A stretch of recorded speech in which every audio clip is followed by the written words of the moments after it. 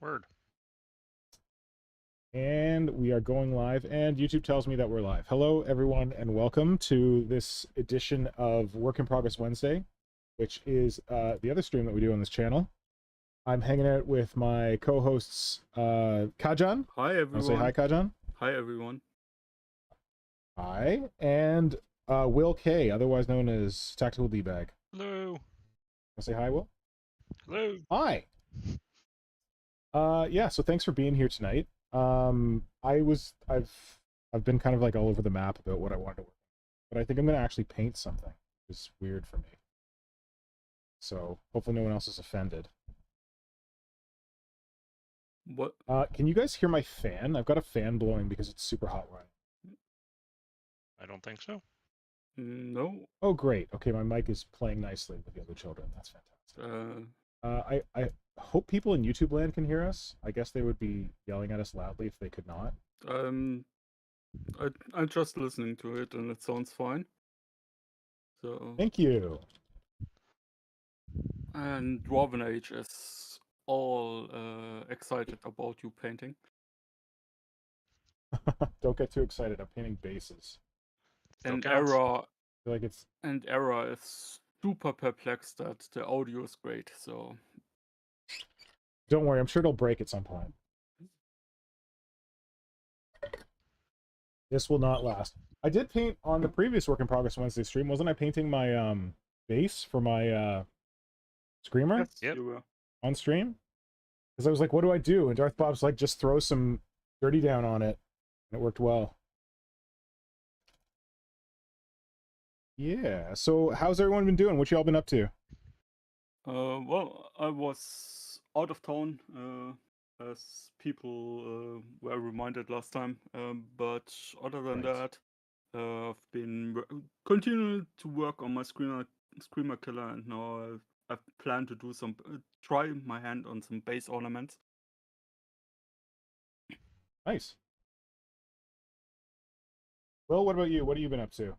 Mostly also trying to not like melt, because the weather around here has just been atrociously hot and rainy, and I think we've been getting some of that smoke from our neighbors up north. From Canada land that all the Americans hate us for, apparently. Yeah. Well, I mean, it's not. I mean, it is somebody's fault, but you know. It's all of our fault. It's global warming, bud. But yeah. Like, that's the rich part. It's like, damn you, Canada. It's like, we're all in this together, friends. I know. And yet, on the plus side, I've actually been able to finally like start putting together all of my Leviathan stuff. So, like, I'm pretty much just at the big things that I wanted to like really cut up. So, it's kind of. Because you also were a jammy bastard and got it a little early, right? Yeah, and I did nothing with it in advance. Yeah, me too, buddy. I just looked at it and admired it and planned, and then scrapped all of it, and then just waited for people to start posting up interesting ideas. Yeah, I got the Screamer Killer out and then went on vacation. So that was a good problem to have. Like, I was very happy. Nora and I went on our first international vacation since COVID. So that was awesome, but it meant that I couldn't get started on my own plans for Leviathan. So it's nice to be able to get on it now and also be able to like share it, because I couldn't really post about it at all before, but now I'm free to. Where did you go to? Kajan, did you get a Leviathan? No, I didn't. I wanted to, but then unexpected things happened. Life got in the way. Oh, I'm sorry. I'm sorry to hear that, sir. Yeah, but I've seen, if I'm not getting the box next month, we getting most of the models in the starter kit, so win-win. Also, if you don't care for like the limited rulebook, you can get most of the models for very cheap on eBay, right? I think someone said that a Psychophage was going for £8 or something like that. I saw it for like $24 Canadian or something, which is very cheap for a tiered monsters creature. Yeah. If I have more cash right now, it snaps them up. I think I saw them for like 20 US around here, but yeah, that's very cheap. Yeah, I mean, yeah. So if if folks out there miss their copy of Leviathan or whatever for whatever reason, it's a good time to buy all that stuff on eBay. So consider that, because you can buy like the individual sprues. You don't have to buy the whole box. Like there's a bunch of people who are breaking the box and like saying like, oh, you want Neurogaunts, you want Barb Gaunts, like we'll hook you up. Yeah, consider that.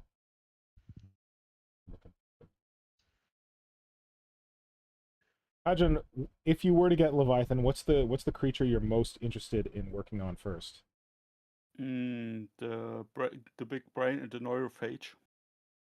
I think. Oh, the neurophage. That's Neurotyrant. Yeah, the big brain bug. That's the one I'm most excited about. And the Ryan Sleepers would be number 2. Nice, good choices. I wish I was working on Leviathan stuff right now, but I went and actually played a game of Kill Team last week. I had so much fun that I want to get my Kill Team models based, because they're painted but they're not based. I'm like, oh come on, I gotta get these things based. That's your Termagant Kill Team? Yeah, but I don't have enough Termagants to actually field a Kill Team, so I've been using my it's a Tyranid Warrior Kill Team. Oh, okay. It's just very dark. So I've got my. I mean, you converted those Termagants into soldier. Yes. Yes, they were absolutely for this Kill Team, but in order to field Termagants, I think I need 8 of them, and I don't know that I have 8 painted up. But I have 6 Tyranid Warriors painted up, so I have like my converted Screamer Killer, my converted. Well, this I didn't convert. This is from Green Stuffing on Instagram. I bought this from him. It's very nice. Lictor and my Mini Tyrant. So these guys played a game last Saturday, and they didn't do so well. And Simon told me that if models are painted, they do better. So it's true. I'm gonna base them, and hopefully that counts. Yeah, I think I remember seeing you posting up on your Instagram story about the game. Yeah, it was really cool. I played with Zolak, who was on the stream once before. He was teaching me the ropes with Kill Team, which I really appreciated, because I've tried playing it before, but there was a couple of rules that I just couldn't figure out. So I was really glad to have him show me the ropes. And it was pretty fun. I was shocked by how small the play area is. Oh yeah, it's like a 2x2, isn't it? Essentially. Something like that. Yeah, I'm used to larger areas, but I was like, okay, I guess this is what we're doing now. Oh, it's if you get something with verticality, it's actually even better. Yeah, we had a bit of verticality, which was nice. But yeah.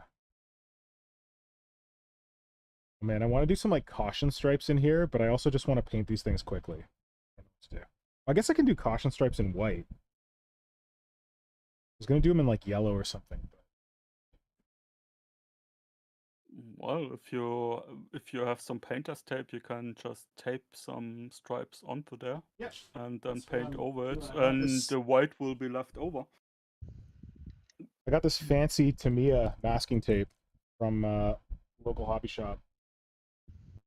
If you use the white, you so have I can the white rubber brush you have right now.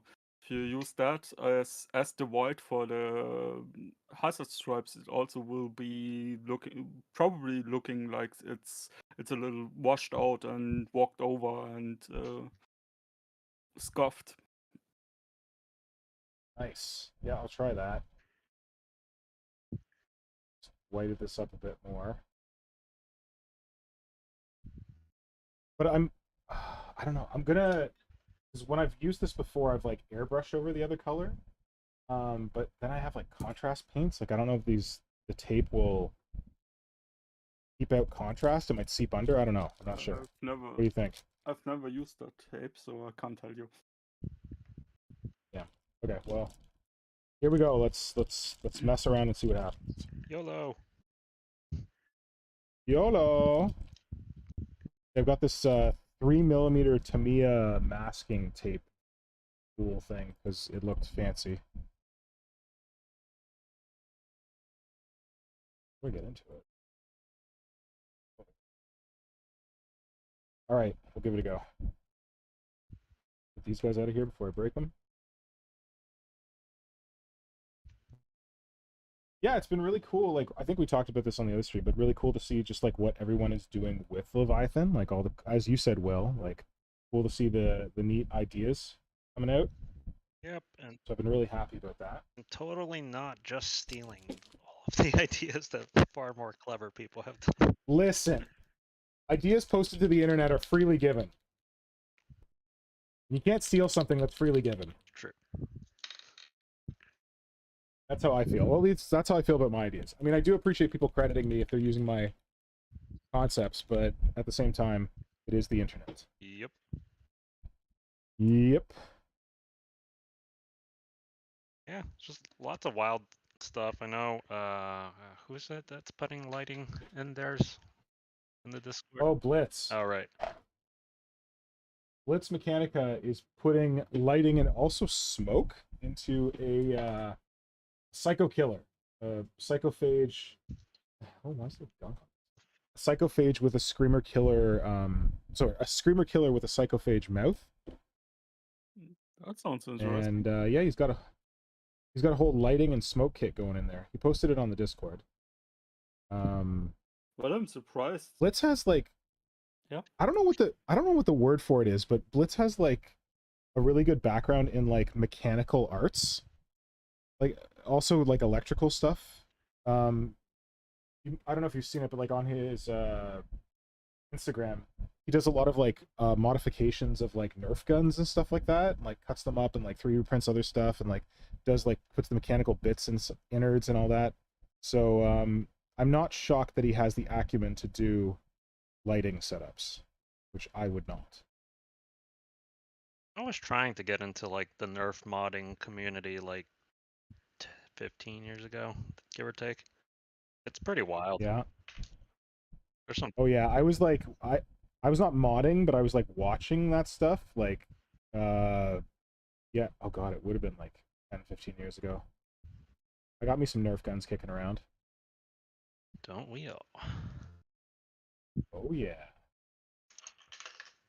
Yeah, Blitz is still into it, and if you were interested in anything, I'm sure he could give you the rundown. I had a, I don't know if this makes sense to you, Will. I had a long shot.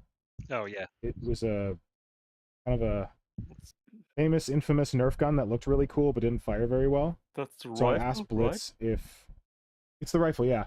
And I asked Blitz if he could modify it for me and make it better. Like, this is like last year. Like, I've had this thing sitting in a closet for years, but it never performed as well as I wanted it to because it looked like a crazy awesome rifle. And yeah, he like did a whole pile of stuff to it. And then he was like, I'm gonna paint it pink for you. But this was like in the fall, and he's like, oh, it's not good painting season. Let's do it in the spring. I'm like, okay. So eventually he's gonna paint it pink for me. Pretty cool. I have my eye on one of the Nerf guns, which could be turned into a bolter, and I like. Oh, nice! I like that. I kind of like that idea, but never haven't pulled the trigger yet on purchasing it. Yep. Haven't pulled the trigger, you say? Yeah. See what we did there? I see it. I see what you did there. And I think it would be working really well to be turned into a bolter, and then maybe putting it into a nice wooden box so that it's like nice. like a service kind of weapon which you hand to someone for years of service or something like that. Like a master crafted award or something like that. Cool. That's at least. Well, that's if you want advice, Blitz is the guy to go to. If there's anything you're wondering about or thinking about, I'm sure he would be an expert for you to consult. It's a cool idea, though. I'm trying to think if I ever wanted to make a Nerf gun into a 40k thing. I feel like there was one that I was thinking about. I can't remember what it was. Nerf. Nerf is like one of the Hasbro's, that section of Hasbro would have been like one of those things that had I gotten the mechanical engineering background, that would have been like dream job. Yeah. Because sometime around the late oddies, early 2010s was when they like decided to really just absolutely let their designers just go crazy. Their Nerf freak fly. Yeah. Their Nerf freak flag fly. Yeah, and as soon as like they just started letting like basically just going like, all right, we're putting like little battery powered compressors and everything, it got like the Nerf game just. They weren't compressors, right? They were just like springs. Like they were battery powered springs, weren't they? Isn't that the thing? Essentially, but the main issue is just that you didn't have to do the like hand pumping for the air compression. Yes. And yeah, just whoever took over and just like, yeah, just like, well, it's not just, you know, do the lazy sort of old style pump action ones with slightly different appearances and just actually do kind of crazy stuff. And you're just like, this is like a semi-automatic like Nerf gun. This is amazing. I think because Blitz will yell at me if I get it wrong, they're flywheels. They'd have like these two wheels that spun really quickly, and then they would push the dart between the wheels, and then the wheels would shoot them out. I did not realize that that's how they were functioning. I think that's how it worked. That also makes a lot of sense. That's how they those like pitching and like ball throwing. Yeah, yeah. Yeah, that kind of thing. And I believe they still work like that. I'm not quite. Yeah. Yeah, that makes a lot more sense than trying to like use compressed air, and probably. Yeah, I think it's easier, it's cheaper, probably. Smaller, and yeah, you don't need like an air reservoir. Yeah.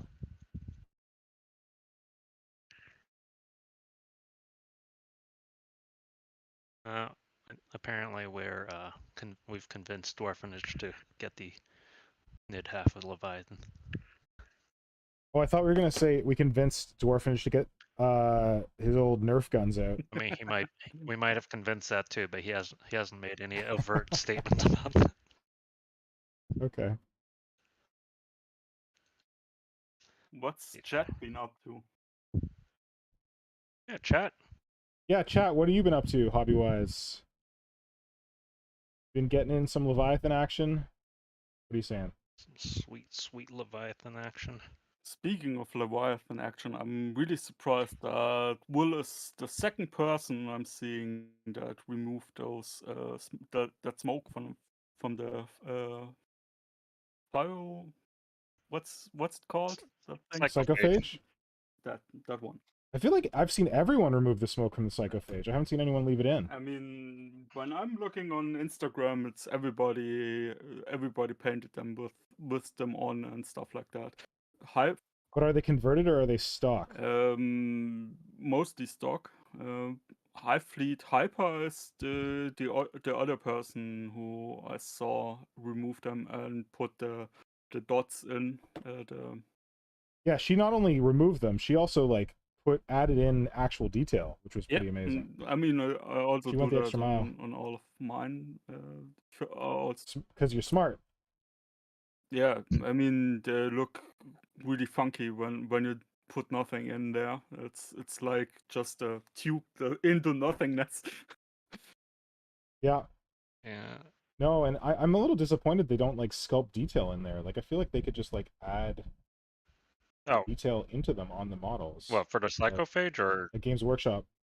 Oh, just like for anything, like for example, the Screamer Killer has open vents on its back. Yeah. And there's no detail in it. Well, I can show it here with my potato quality. I think the problem with the Screamer Killer, I normally leave the vents just kind of open. I know a lot of people tend to, like, especially with the Carnifex kit, like, you know, kind of plug in the vent holes and put a little bit of detail with green stuff, and never really bothered with it. But because they, the way that the press mold for that section is made now, it is very flat, kind of like, instead of being like a two-part thing to make the vent, like the vent is cast in one go. So the vent is sort of weird. So like it's not like quite as recessed as the older ones where, you know, you kind of have to put them in together. So it looks particularly flat on the Screamer Killer. relative to the older stuff, just because the older stuff, those vent stacks were a lot deeper set. So this is probably going to be the first time I'm going to actually fill in those vent holes. So good man. Appreciate you doing it. meanwhile, the Psychophage is just flat. If you cut off the those little like smoke. Oh yeah, there's nothing in there. You gotta. Yeah, I'm gonna have. I think that's why Hyper sculpted in there. Yeah, I'm gonna probably end up having to like Dremel out a little bit of that stuff, and then like reverse. Yep. And fill again.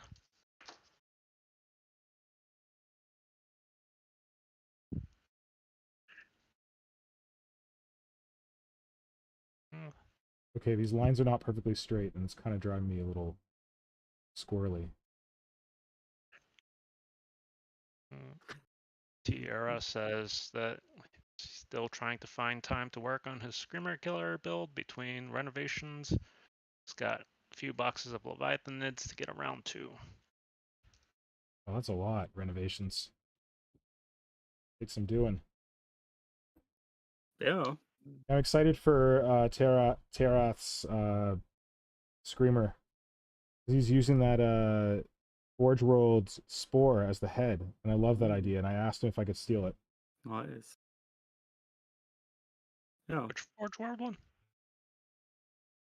The it's not Meiotic Spore? Mucolid? Is that it? Yeah, the floating one. Spore, something like that doesn't help. Yeah. Yes, the one that's used to take out planes, apparently. Ah. You know the one? Yeah. I keep forgetting about the stuff that they have for in the Forge World range, mostly because for the most part haven't really enjoyed most of the stuff that they had, so never really. I don't know, I really like the spores for some reason. They speak to me. Yeah, but they don't have the spores anymore. That's, I mean, they removed the spores, the what was it called? The ugly Am I Karen? That one too. The Karen they removed. Karen and Malanthrope. Malanthrope, yes. That's what I thought you were going for. Yeah. I think that was an ugly model. Yeah, I never loved it. People were like, "Oh my god, Malanthrope, it's the best." I'm like, I don't really feel it. I actually rather enjoyed it, but I think that was like one of my earlier things that I kind of converted from just hodgepodge parts. Nice. Yeah. Nothing like a Carnifex torso and the Hive Tyrant like flying tail to really build that thing up. So though I didn't like the Malanthrope model, there's something in the design of it that speaks to me. So I'm thinking about remaking one with the Psychophage. Ooh, that'd be neat. Like doing a version of a Malanthrope using the Psychophage and making it floaty. Something about like the psycho part of it makes me want it to be floaty.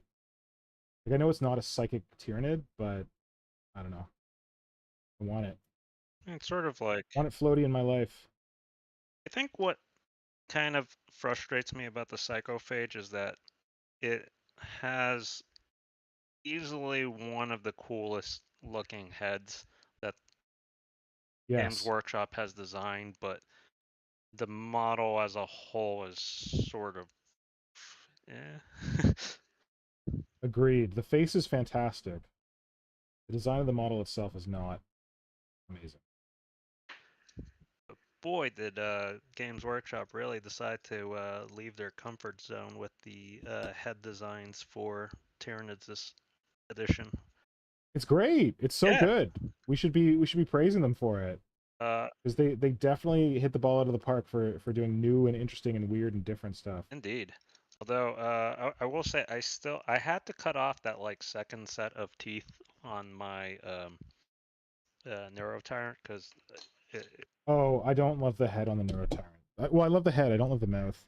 Yeah, I'm with you on that. I don't know what the decision making. Like I trimmed it down just to basically where the I don't know if I can get a picture of it a sufficient degree here. Come on, focus, autofocus. No. camera sucks. But I trimmed it down to basically kind of look like the tentacles of the Von Ryan's the Von Ryan like mouth. So just that weirdly just unnecessary second set of teeth trimmed down kind of ends up having a mouth that sort of looks a little bit like the mouth of the parasite. Yeah. And I think it actually works rather well. But nice.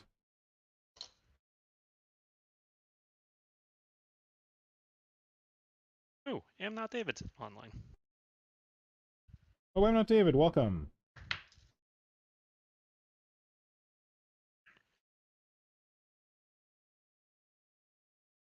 So, kind of, I don't know. I had something that I kind of wanted to talk about, but I don't know if I want to talk about it. And I was hoping DarthBob would be here. It's around like commissions and stuff like that. And yeah. Well, now that the cat is out of the bag, why don't you want to talk about it? Well, there's some drama that went down in the community this week. Could still be happening. Don't really want to get into it. It's not my drama to talk about, but it kind of came down to like commissions and Patreon and people having expectations about agreements that they made with artists and artists being unable to fulfill them for whatever reason. And yeah, I don't know, I kind of wanted to tell some stories about commission stuff because I am a commission artist. I do commissions for people. I'm currently low-key back burner working on a commission for DarthBob, who's normally joining us on stream, to make a big, hot, old one-eye kind of, but mostly just giant Carnifex for him. And yeah, so I'm a commission artist. I do commissions. I don't tend to do a lot of commissions at the same time because I have a full-time job and I can't justify the time sink of having to do that many commissions because they're all in my free time. It's also the case that like I price my commissions not cheap because I'm using my free time to do them, and I value my free time highly. So I have a few on the go right now. And I don't know, I just wanted to kind of like say that like even though I'm a commission artist, I know that personal stuff can come up and get in the way. And it is the case that I have like had to kind of like back out of commissions before, not really back out, but manage expectations / deal with miscommunications when it comes to commissioning. In fact, I had a situation with our own Blitz Mechanica where Blitz made something for me. They were like sigils for my Gene Stealer cult. He 3D printed them at work, and then he was like, "Oh, you can do a commission for me, as like payback for these 3D prints." And we didn't really talk about like how much commissions cost or like how much time they take.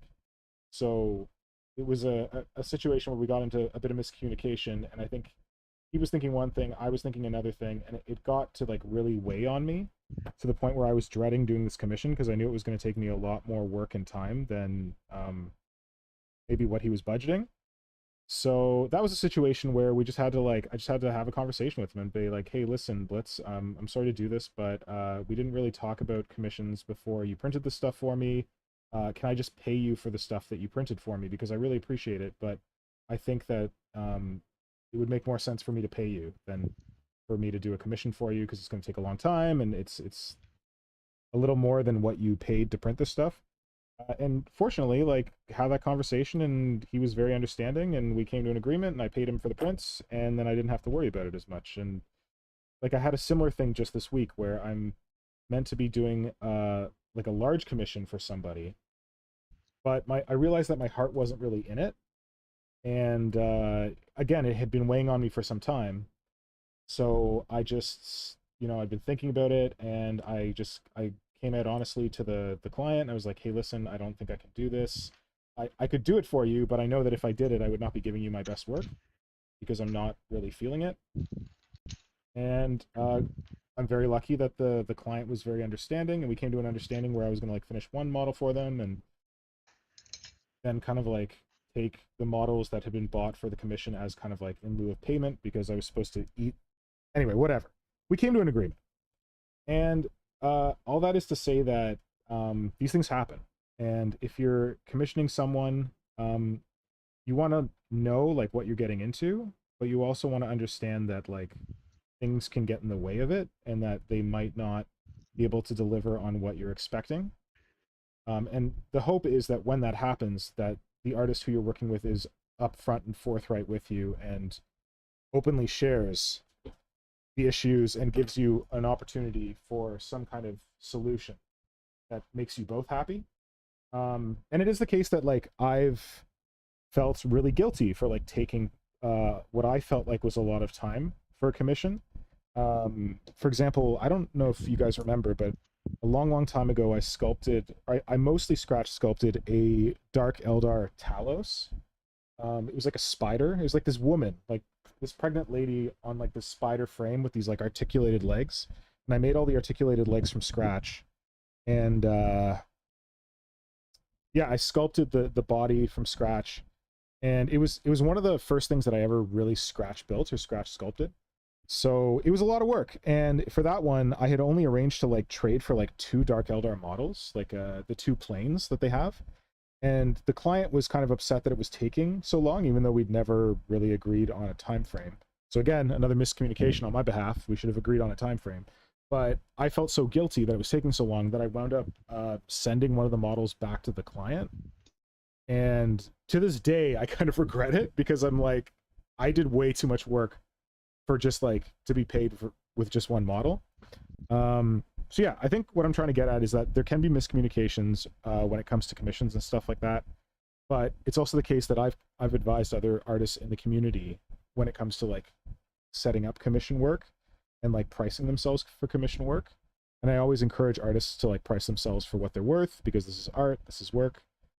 But yeah, I think what I was trying to get at is that when you're an artist and you take on commissions, you take on the responsibility for them.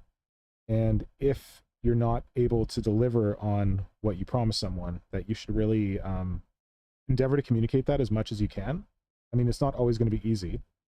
It's tough to admit that you're wrong, or that you overestimated, or that you may have overpromised and you may be in danger of under-delivering on what you promised. But it's better to go that way, because then it kind of like is better for the ecosystem of artists working with hobbyists, rather than having hobbyists think negatively of commission artists or anything like that.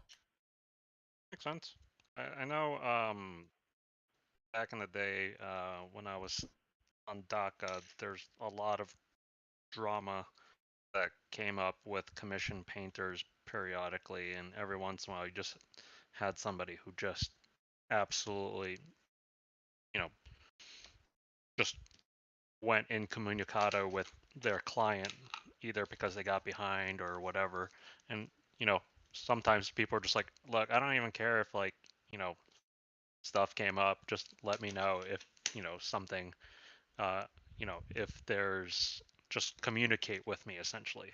Don't just drop all contact. Like, really, just most people are pretty understanding of things. I mean, obviously there's always going to be a handful of people who are going to be like, no, I'm the customer, you like, everything has to be now, blah blah blah blah blah. But I'd like to think that those personality types are not the majority. But yeah, just and like stuff does come up, and like that's the thing, like you got to own it as an artist. It's guilt. It makes you feel guilty when you can't deliver on something that you promised to someone. But yeah, you got to own it. And from the other side, like if you're a client, if you have deadlines, tell them to the artist that you're working with, and they'll be better able to try and meet your deadlines. And also, if you have like tight deadlines, be prepared to maybe pay a little more to reach those deadlines, because the artists have to manage their different timelines with different clients, their real life stuff. But yeah, I think that the problem is that the incommunicado, and I can understand that. Like, I can understand feeling like guilty as an artist when you want to deliver on something and you're falling behind or whatever, and it feels even worse to try and reach out to this person and say, hey, listen, I screwed up. But that's probably the best thing to do, because a lot of times when you're that honest with people, like, people appreciate the honesty, and they'll be like, okay, I get it. And that's the way that you can negotiate and like come to some kind of like agreement or solution with it. Yeah, that's my thoughts on it.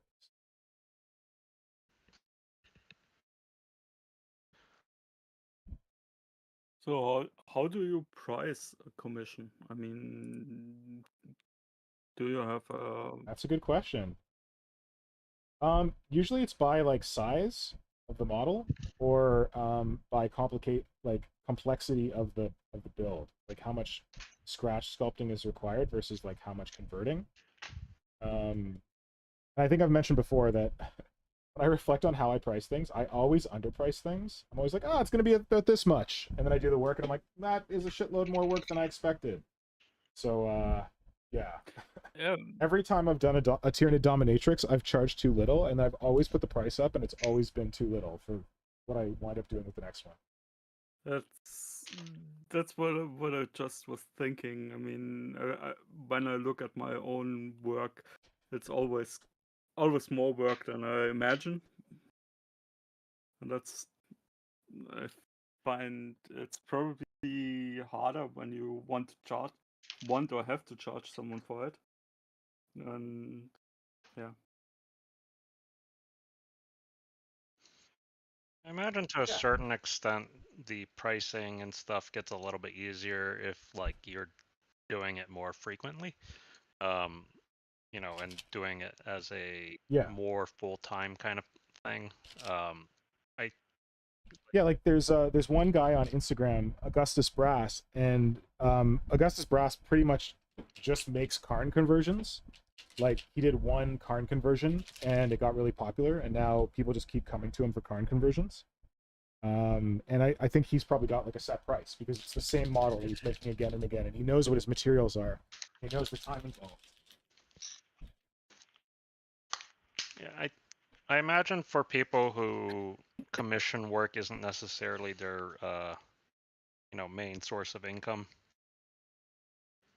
especially, you know, if you're doing this sort of as a side thing outside, it's a lot more difficult to kind of really gauge, since that's not your full-time job and you have, you know, your actual day job responsibilities. So I imagine it's just harder, especially if something comes up, you know, work-wise. It's like, well, you know, technically this is the thing that I actually, you know, use to get paid the bills. So, you know, you always kind of have to prioritize that, as opposed to, you know, if you're a full-time commission artist or something like that. Yeah, and that's another thing. Like, I'm glad you mentioned that, because when you have to do commission work to pay the bills, it's a different reality than someone like me who does commission work like in their spare time. Because when you're paying the bills with it, like, you need the money.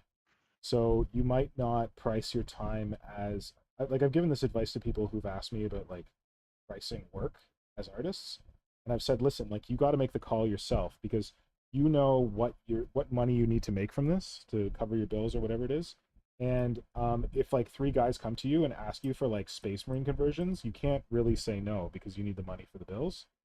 Like me, someone comes to me and they're like, hey, I want you to convert a Space Marine for me. I'm like, that's not worth my time. And I have the luxury of saying that because I have a full-time job. Yep. This is just me pricing my spare time. But yeah, if you're relying on commission work to pay to be your full-time income, you got to be more flexible in terms of like what you accept, but also in your pricing. That you can't necessarily tell someone, oh, well, I'm going to charge you this much, and they're like, well, that's more than I can afford, and then you have to weigh it as a commission artist, like, how much can you afford to turn down this work, or do you need it? Or financial requirements. It's challenging. Yep. Because ideally you want to be in full control, like to be able to say yes or no. Based on the job, based on the price, whatever.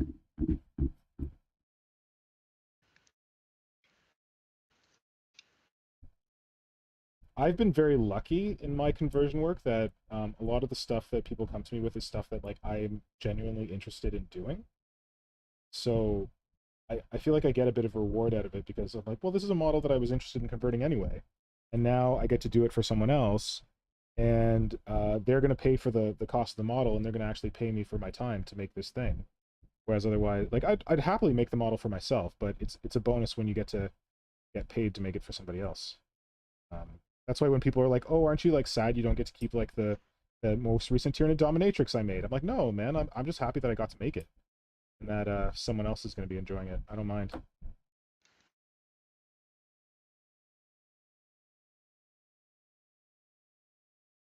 I think it helps that I am hesitant to paint, so I'm not like I'm like, "Oh man, when I finish the Dom, I'm like, God, I don't want to paint this thing. It looks like a lot of work." I don't begrudge the person who has to paint it. Well, it's the you know, you don't have to start painting if you have enough other sculpting projects. That's my true. mantra, at least.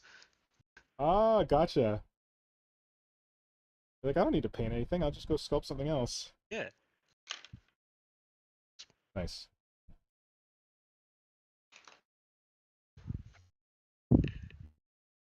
Yeah, but sometimes it feels a little bit like you have to paint it. At least Instagram gives me that feeling, like people would probably want to see it painted. I am feeling more and more like that these days. I'm feeling more and more of that that drive to paint, like have it be quote unquote done, even though I've spoken out against that, saying that things aren't done until they're painted. I am feeling it these days. I think it's partially, I think I've said this before. It's because I like my scheme now. I didn't like my scheme before. So the fact that I like it is motivating. But you say that, Kajan, it's also the case that sometimes you'll see that you'll post something unpainted and it'll get a bunch of likes, and you'll post the painted version and it'll get fewer likes. And I've always found that really intriguing, and I feel like it must be because people picture the model in their own scheme, and then once it's in like your scheme or whatever scheme you decide on, it kind of breaks that they can't picture it as their own anymore. To define something else. You know what I mean? Yeah, but on the other hand, I think for a lot of people, if it's, I mean, it's not just if it's a good conversion and a good paint job, I think it's probably going to reach more people. Whereas yeah, likely. You're right. The unpainted stuff is usually more something I find is probably more of interest for those of us that are converting. Weirdos like us. Yeah, weirdos like us who like converting. Well, the fun thing about the unpainted conversions is always the like guess how they made it kind of game that, you know, at least I you get a clear, you can see how it comes together, right? Yeah, and it's unpainted. Yeah, and you know, kind of seeing how it's, you're trying to figure out how they made it, just like, oh, that's a clever use of that bit. You know, it's like, oh, I never thought of that. Boy, I gotta steal that idea. I mean, borrow that idea. Yeah, definitely. No, I feel that. Oh, chat disconnected. You guys still there? Yep. Yeah, we are here. Oh, weird. Yeah, one of the biggest compliments I've got is when people are like, they don't know that I converted something. They're like, oh, is that like a stock model? It's like, no, it's converted. It's like, oh, it looks so uniform. So yeah, I feel like that's a big compliment. The conversion. Or like if they don't even recognize the pieces that you put in, they just think it's like some other model.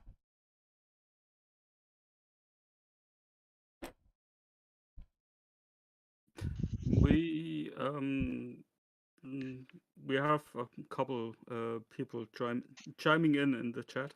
Oh yeah, can you take a spin through? Yeah. Earlier, Dwarven said he wouldn't be getting Nerf guns despite us talking about it, because he and his brother would just shoot the heck out of each other. As one. Isn't that what you're supposed to do with Nerf guns? I believe so. That sounds like an effective application of Nerf guns. Then to our question, what chat has been up to? Dwarven has been drawing a lot. Oh, cool. And Era is still trying to find time to work on his Screamer Killer between renovations. You read that one earlier. Yeah. And he said about the meiotic spore. He's been looking at that for use as I had for ages. The tentacles make it awesome. Stem for an Akira style arm too. Yeah. Nice. Yeah, I can see that. And I'm not David says, if Forge World models speak to you, consider investing in better ventilation. And I think I got that. yeah, I mean, considering they're all resin models. Wait, is he saying that I've lost it? I don't know. Or is he saying that I should set up a casting service? I have no idea. I thought that the implication was just that, like, the resin that they use is just, like, highly toxic. Yeah, okay. That's also what I got from it. Okay, that was one of my possible interpretations. I mean, he can correct us now. But yeah. I believe it was about the resin they're using. And then we have Mother Reaper joining us, and he's... Oh, Mother Reaper! Mother Reaper just became one of my Patreons. Thank you so much, Mother Reaper. I will be sending you a Hot Bug summer sticker as appreciation. Sorry. They said, I'm a little late to the party. Hope you all are good. Remember to remember to like the stream. So I believe that's remember to like the stream. And yeah. Nice. Mother Reaper's sitting in for Diana. Yep. Who I don't think is with us tonight. Tom is with us, so I assume Diana is with us as well. I haven't seen Diana. They went to a big concert the other night, so maybe they're recovering. Brett Evans joined us. Brett! Hello, Brett. Welcome.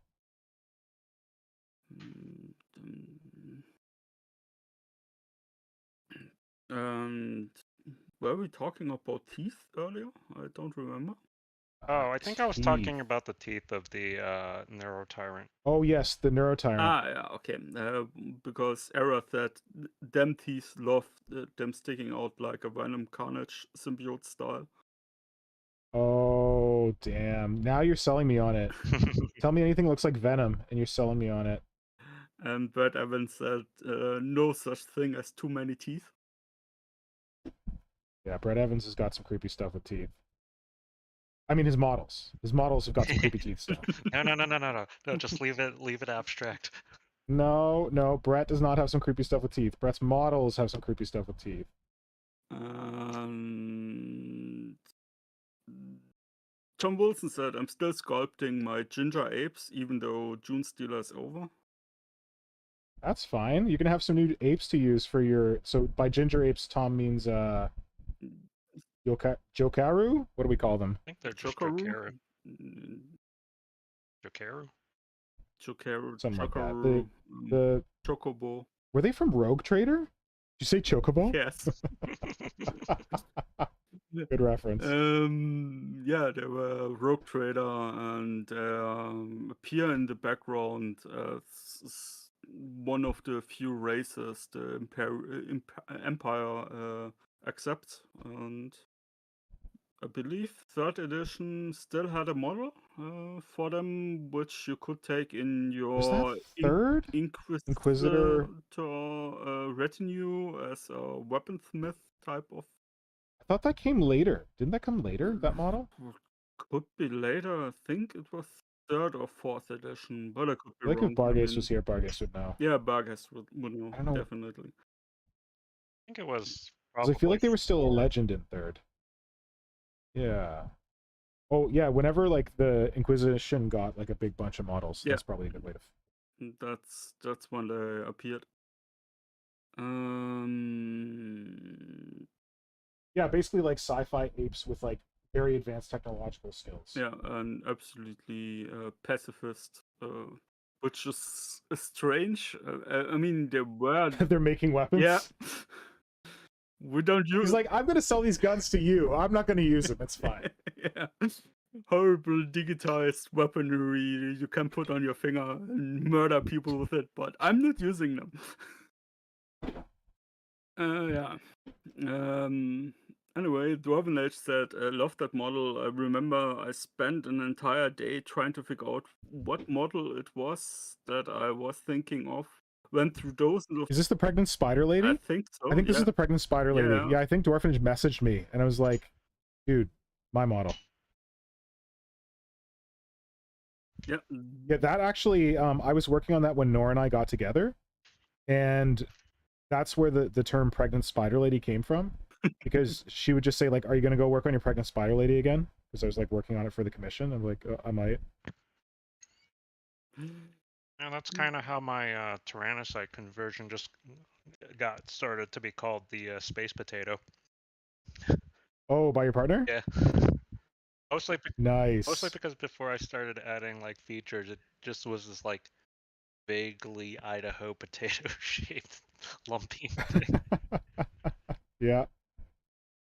So now it's just a space potato, and I really need to finish it. I was really telling myself I was going to do like actually finish this up this year, but we'll see if that. I feel like that was one of your first models that Ironbeak sent to me, and I'm like, you got to get this guy on Instagram. We need his Tyranid ideas. This is amazing. Yeah, that I have like I even got that like Warbler like thermoplastic. Oh yeah, the heat like, set. Test out. Yeah. Yeah, I just need to like. Listen, I haven't finished my own Tyrannocyte, so I can't really guilt you. Or anything. I can't really criticize you. Oh, I know what I can let this off.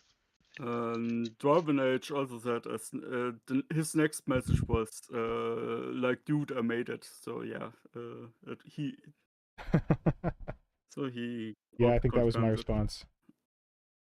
And Tom then said, I saw the Patreon drama the other day. I feel for the guy. Can see how what happened the other day came about though. An open commission service and low communication seems like a perfect storm. Yeah, it's tough because like with my commission service, I'm not commissioning anything. Like I have a Patreon, but my Patreon is just like, hey, what you want? There's no tiers, and it's just like every so often I'll send you something cool like a Hotbug summer sticker. But it would be a nightmare if I just had something up on my website and people could just like go there and like sign up and be like, hey, you're doing a commission for me now. I'd be like, wait, what? I'm doing what? Like I need to be able to vet the commissions to see if I want to do them, to see if I have the time to do them. So yeah, it's a I honestly think that the whole situation there is just that he got in over his head, and then it was tough to pull back. Tough to tell people that, you know, I'm sorry, but this isn't going to happen. Or maybe it was just optimism. It was just like, oh yeah, I can totally get on top of this. Like I've been there. I get in over my head. I'm like, no, I can totally finish this. It's going to be great. It's going to be great. It's going to be great. And then you have to like kind of level with yourself after a point, and that could be challenging. Yep. That's like what I had to do with this other commission where I'm like, no, I'm going to do it. I'm going to do it. I'm going to do it. And then like this week I had to be like straight up to the guy. Listen, I don't think I can do this. My heart's not in it. I don't want to just like drag my butt through it and just like take your money. Wouldn't be nice to you. So, and when you do that, sometimes people are really understanding. Actually, you know what? Most of the time people are really understanding. I'd say most, yeah. Also, it could be the case that you're like, hey, I'm really sorry this is taking so long. And the person comes back to you and just says, hey, no problem. I'm in no rush. Which is a dangerous thing to say to a commission artist, let me tell you. I've had people say that to me, and I'm like, okay. Like the guy who commissioned the big Tyrannid Dominatrix I did most recently, he was very generous in that I took on the commission for him, and then I wanted to do like the Kroot army for Adepticon before COVID happened. And he was like, yeah, no problem. You can put mine on pause for a while you do that. That's cool. So I was very thankful.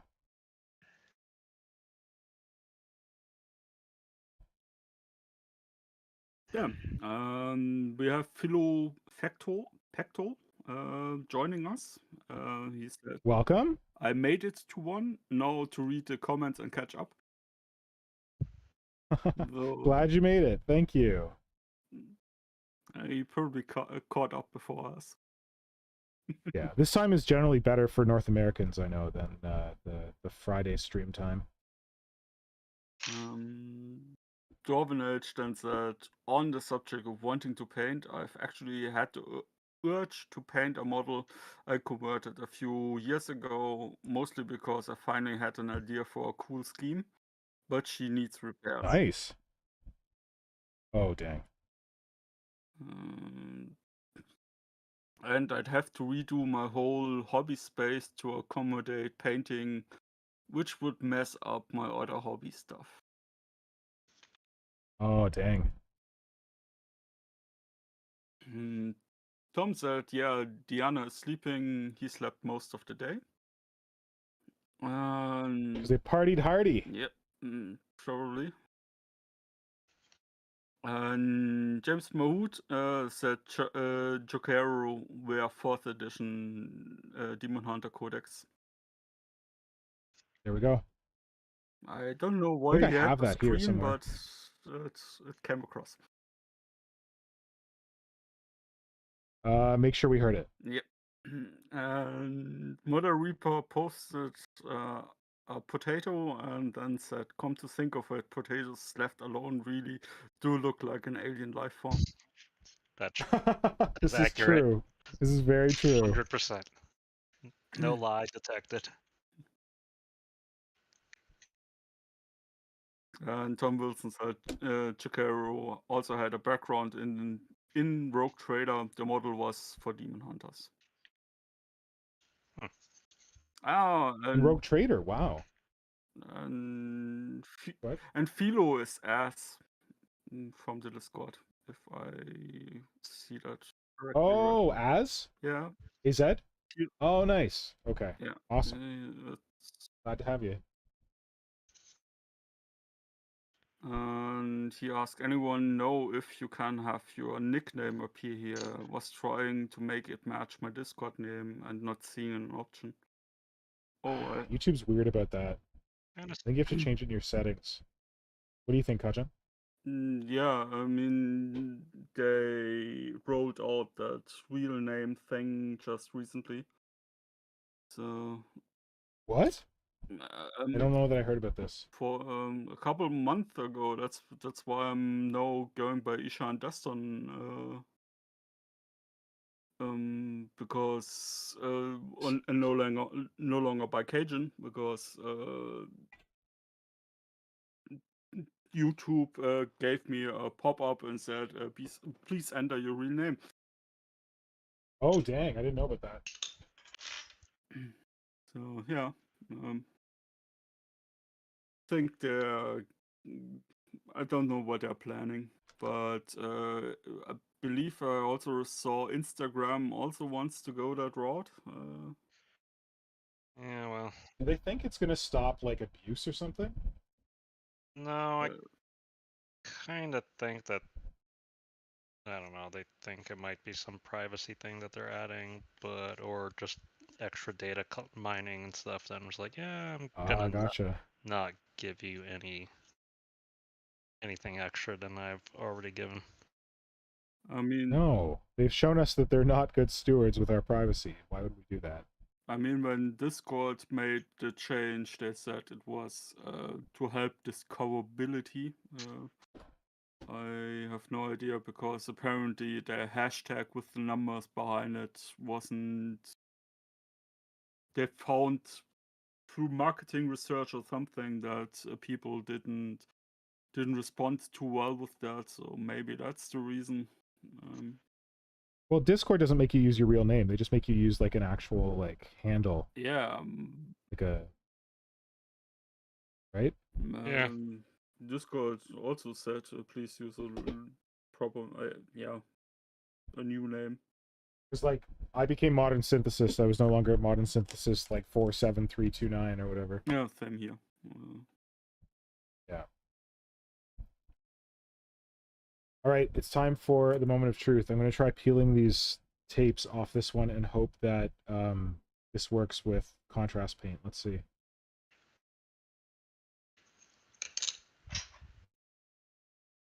Oh shit, did it completely soak through? Oh, that looks white. Ooh.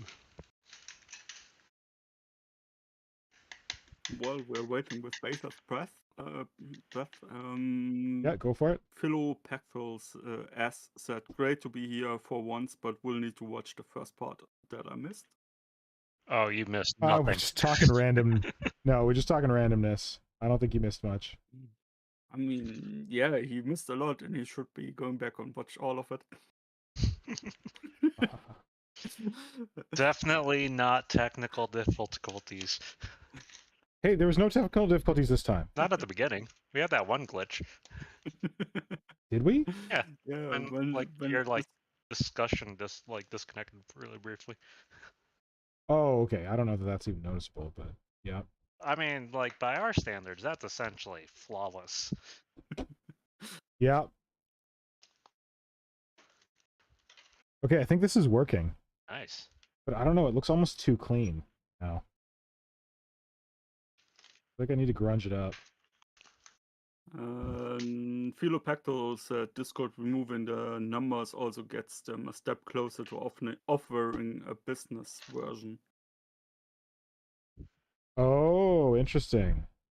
Didn't think about that. I mean, it's got to be better than MS Teams. That's all I know. Yeah, that's pretty trash. I got to use that at work.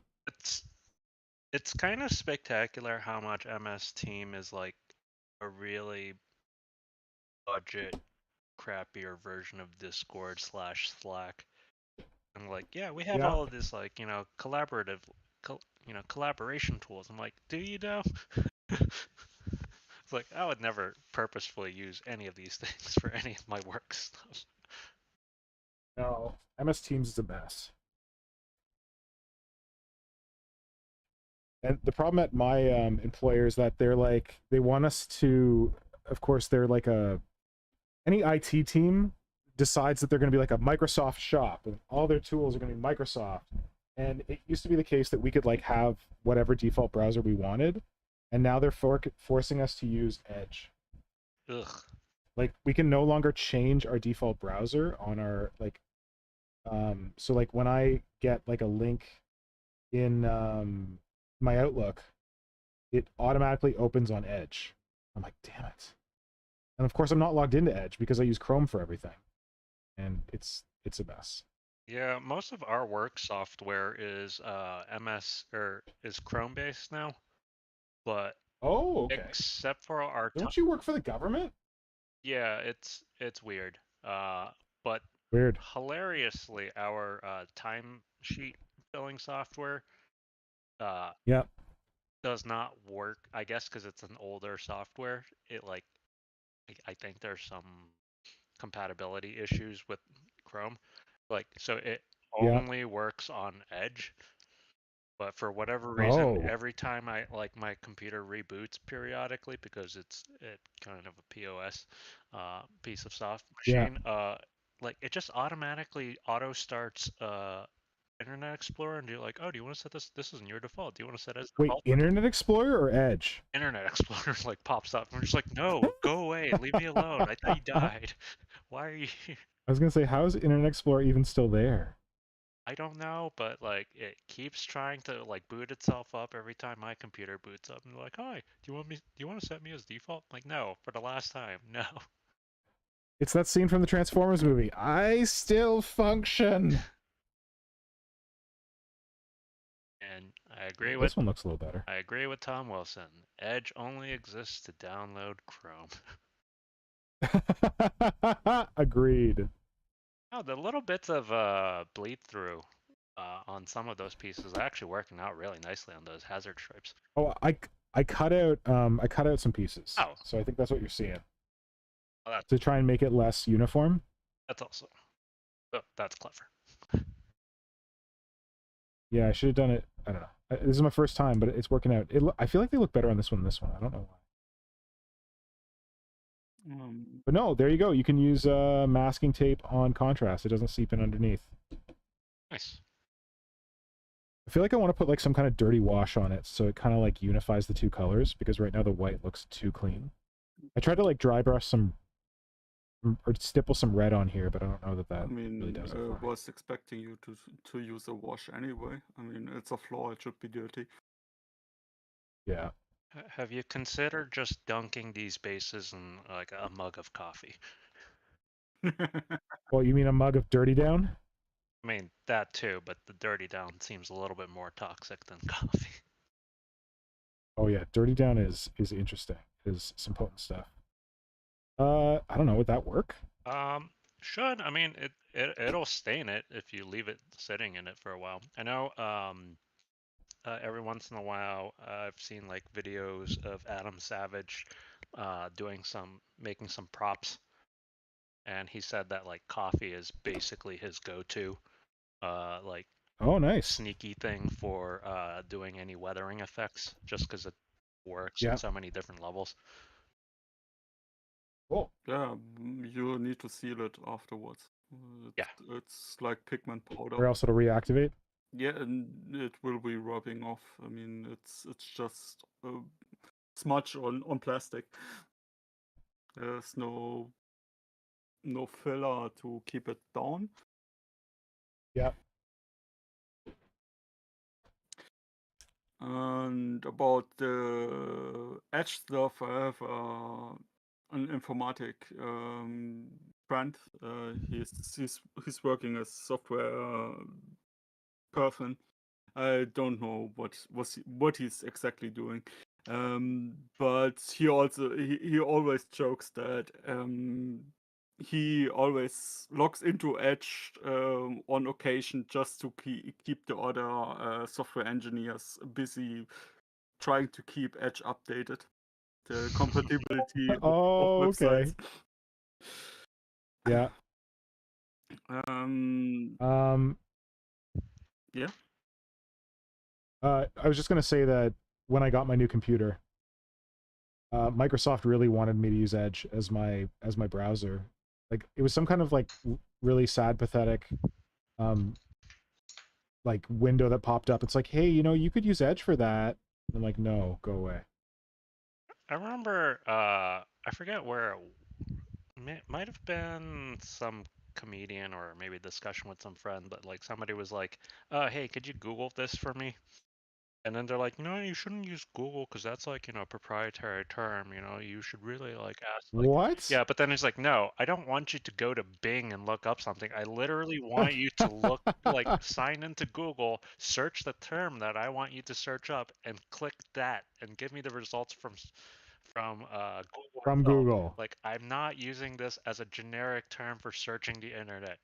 Like, do not use Ask Jeeves. Do not use Alta Vista. Whatever the hell still exists. Ask Jeeves is not a thing anymore, are they?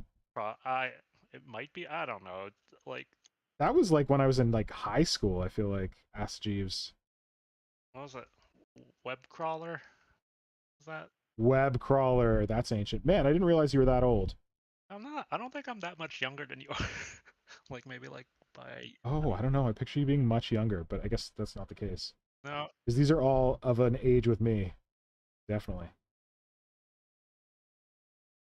Yeah. I mean, I remember the old like floppy disk AOL days. Oh yeah. I also miss getting the free AOL CDs because they made the best like drink coasters like everywhere. Nice. I even worked for AOL. You did? Yeah, I was Wow. one of their forum scouts. Oh shit. Cool. Got me free internet. So for anyone who's not as old as the dirt, AOL is short for America Online.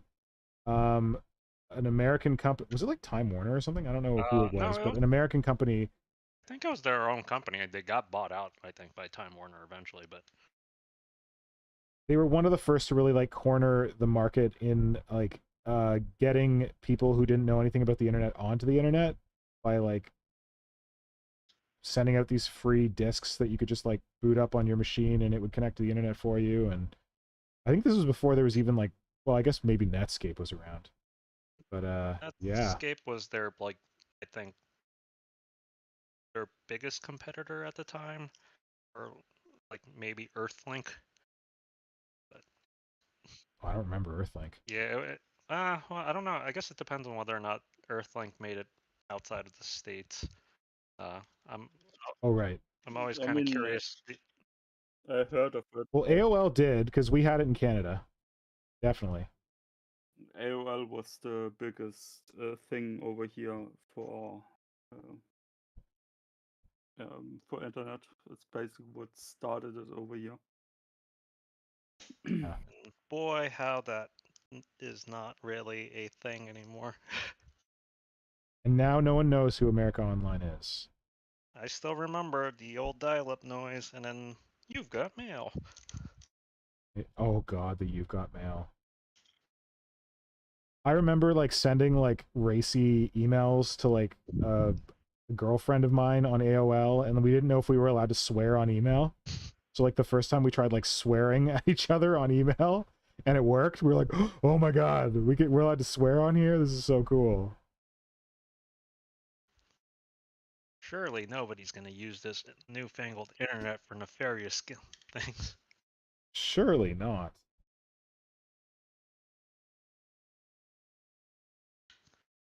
Oh, for a while, do you know the Oatmeal, the guy who does the comics? Yeah. For a while, the Oatmeal used to do this thing where he would, every year, he'd do like a summary comic. And one of his summary comics was about the internet. And it's like, he like evolved it like, now 50% porn and 10% social media. Now 90% social media, 5% porn, and 5% email. Like, I don't know. Seemed kind of apt. His reads on it. He's usually pretty As good. things evolved. What is it today? Like 25% social media, the rest porn? I haven't looked at his stuff in a long time. I backed his Exploding Kittens game and then was so disappointed with it that I was kind of turned off his stuff. The old halcyon age of webcomics in like the late 2000s. Yeah, before we had, you know, like memes and TikToks. God, we're getting old. This is getting to be a bit depressing. I feel like we should get back to talking about the hobby. I don't think anyone is enjoying this. Well, back in my day, I wore an onion on my belt. Back in my day, we had to bag 2 coconuts together to get on the internet. I mean, we would used to joke about that. Like when you didn't get a signal, you would be climbing onto your rooftop and you would be drumming the carrier adjusting tone. The antenna? No, you would be drumming the carrier tone. Oh. Man, remember how mind-blowing it was, like, when Napster first came out and, like, you could download something without, you know, like, even with download interruptions? That was, like, absolutely game-changing. You're like, oh my god. No, that wasn't Napster. That was a later one.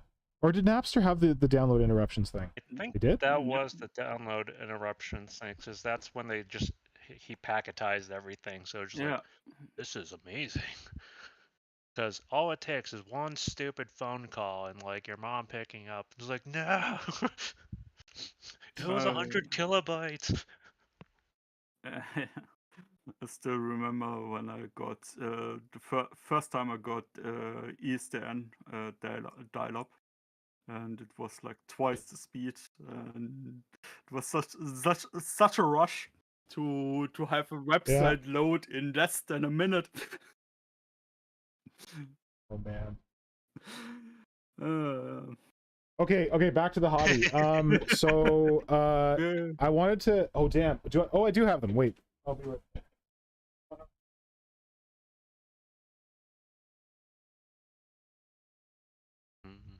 So I posted it on Instagram today, but for everyone out there in YouTube land, if you got a copy of Leviathan, you got one of these Battle of Ogharm, I don't know, cards in it, decide the fate of the world.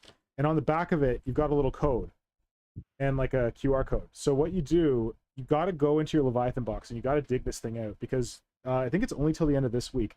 You have a chance to win all the Tyranid models that are going to be released from here on out. And you also can help decide it's this whole thing where it's like, report your battle results. You don't have to report any battle results. You literally put this code into the website, and then you choose Tyranids or Space Marines, just to like claim that you played a game and claim that the Tyranids won or the Space Marines won. But the point of this is that once people submit all their results, they're going to take a tally of who got the most wins, be it Space Marines, be it Tyranids. And on July 15th, they're going to show us the entire rest of the model line for the winning faction. So this is why you got to do this. This is why you got to dig out your cards, go and vote for Tyranids, because we want to see a whole bunch of new Tyranids on July 15th. We don't want to see a cavalcade of Space Marine Primarch lieutenants or whatever. So don't forget to do this, because this week is the last week you can do it, and you might win something. I wanted to make sure that I played.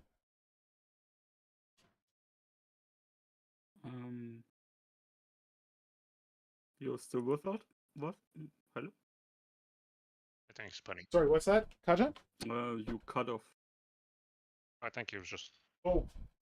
Did I say I just wanted to plug that and then I cut off? It's because I walked back to put the thing back on my bulletin board. Pretty much.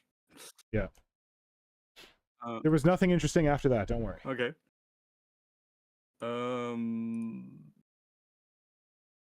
Yeah, I mean, maybe I'm cynical, but ever since, given how often Games Workshop fudge those results, I'm not quite sure I'm trusting them, to be honest about it. What? Games Workshop? Well, the pinnacle of honesty and transparency.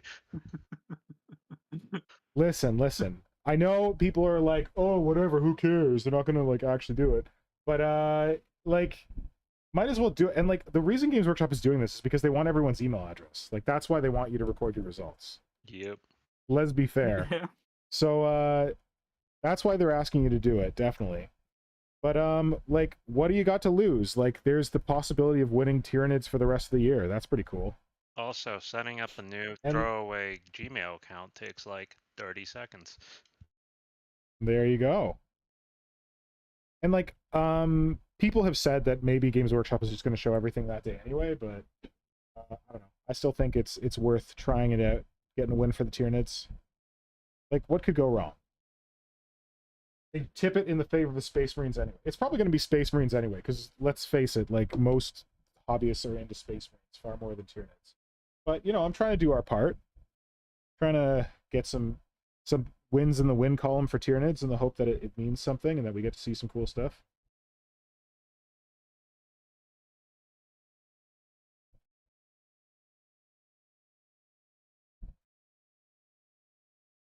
And I've had a number of people, I posted on Instagram, another people messaged me today to say I didn't even know that was in my box. So apparently it was useful that I told. Yeah, I mean, it was just kind of sitting down there.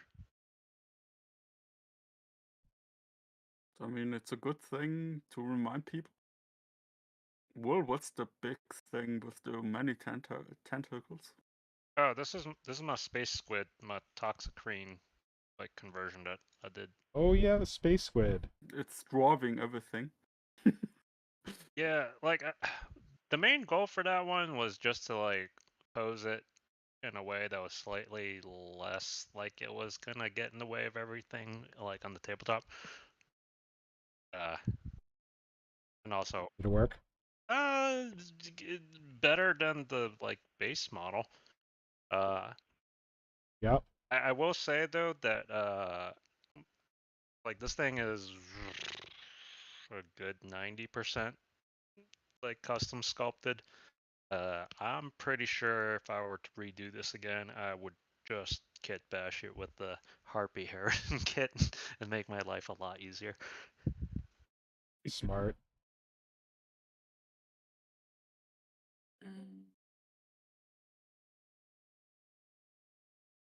Yeah, that's my tip to everyone but Kajan. Just convert it. It'll be faster and easier. Oh my god. I know I can't get through to Kajan. Yeah, you will be getting through to me if I wouldn't be so stingy. Yeah, but you're spending your time. You're saving money. You're spending time. Yeah, but I'm spending time doing right? stuff I like, so it's not really spending time. Good point. Good point. But if I had infinite money and could be having 5 boxes of everything ready to go, then yeah, probably would be kit bashing a lot more. Yeah. But when you have to make do with what you have at hand, sometimes it's easier to just sculpt it from scratch. Right, that's a good point.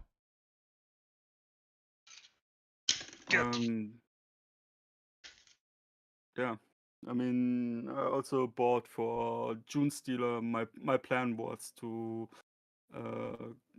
convert some Harlequins into Gene Stealer cult for non-humans. Nice. But as I said, life got in the way, and I got the Oh, I'm sorry. the Nullwood box. Bought the Nullwood box extra for the Dark Elder models because I wanted to use those. Wait, which box? The Nullwood box. This one. Oh, okay. Did you say Dark Elf or Dark Eldar? I heard Dark Eldar. Dark Elder, yeah. Okay. That's where I got confused. Yeah. Dark Elf. It's a good box. I have it too. I got it for the Skaven, but I will also be using the Dark Elves for some Dark Eldar thing. Yeah, I mean, it's a cool box, and I also still want to do Skaven for my Gene Stealer cult, so Space Skaven. Nice. My idea is still to get to use the Skaven and then give them one moment, give them the I bought the deluxe upgrades brew for the weapons. Ooh, And nice. I want to give them, Yeah, I love those Necromunda upgrade sprues. and I also got the one Tsar upgrade sprues for that purpose, and I want to use those parts with the Skaven to make Cool. to make base Skaven basically, which will be more or less just mutants, probably at the end of it. Yeah. I think that'll work nicely. Those Delac kits are so nice. Yeah. I mean, on their They're a blast. I don't find them that appealing, but their customization abilities to kit bash them into other stuff is amazing. Yep. I love those trench coats. Yep. I mostly like the Dark City vibes. Yep.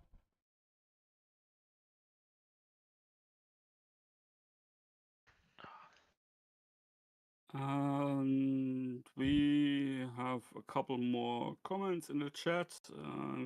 I'm skipping the Microsoft Teams and Edge stuff. As it should be. Better not mentioned. We all hate it. We're all on the same page. And nothing of value was lost. There was also a comment by Philo about DuckDuckGo and Firefox, and yeah. Mother Reaper commented on the dial-up noise is as a sound from hell that should have been in Good Omens. That would have been a good reference. Mother Reaper also said today's social media is indistinct from porn, and I kind of agree. Oh, good point. It's a different kind of porn, but it's still porn. Yeah, but there's also porn on it, so it's everything. And Philo asked about sending pads, 1,800 grit sending pads, and he has he got some squares, like 2-inch squares, and he was asking if he could be getting just the 1,800 grit ones. And I mean, I'm not sure about the situation in the USA, I have to admit. But over here you can get those pads on their own, and I know Boss. But do you know that Philo's in the US? No. Did they say within the US? No, I don't think so. But given the time, I assumed. Good point. I mean, it's like 3 a.m. over here, so. But we over here have. This is one from Bosch, sanding sponge. You get them. You can buy them like this. And they're also quite useful. And I know Tamiya has a whole selective range of sanding sponges you can buy. Oh, do they? Yeah. Nice. I have had my eye on them for a while because thus far not bought a bad Tamiya product. Right. Usually the stuff is a little bit overpriced, but the stuff you get is really good. So Nice. not that we're sponsored by Tamiya, but we would be Well, open. my tape that I use today is Tamiya. We would be open to the possibility. Not that we're sponsored by Tamiya yet. We're still working on that sweet Nivea contract. No, I contacted them. They don't give a shit. I was like, hey, I promote your product for people sculpting. They're like, cool story, bro. Untapped market. They did their dutiful reply to my social media message that I don't complain that they never replied to me, and then they were down. It reminds me of I contacted Pelican about their clay putty thing, which they for children, and I wanted to know from them if there was sulfur in it and stuff like that. Who is this? Pelican. It's a company that does stationary equipment and stuff like that. And oh, Pelican. Oh, they do. They do fountain pens. Yeah, and they all. Oh, cool. They also do plasticine, putty and stuff like that. And oh, I didn't know that. Cool. And they have They have a brand that's called Crea Plast. It's for children to knead stuff. Yeah. And I contacted them and wanted to know if it contains sulfur, because I wanted to use it for silicone molds and stuff like Molding? this. Yes. Yeah. And also wanted to know what I can use to dissolve it, because I want to basically ask how I can clean the silicone molds. And they basically they responded to me hot water and a brush. And I was like, yeah, thanks. You're like, thanks for that. Meanwhile, I found my experiments have yielded that it's white spirit that's dissolving it.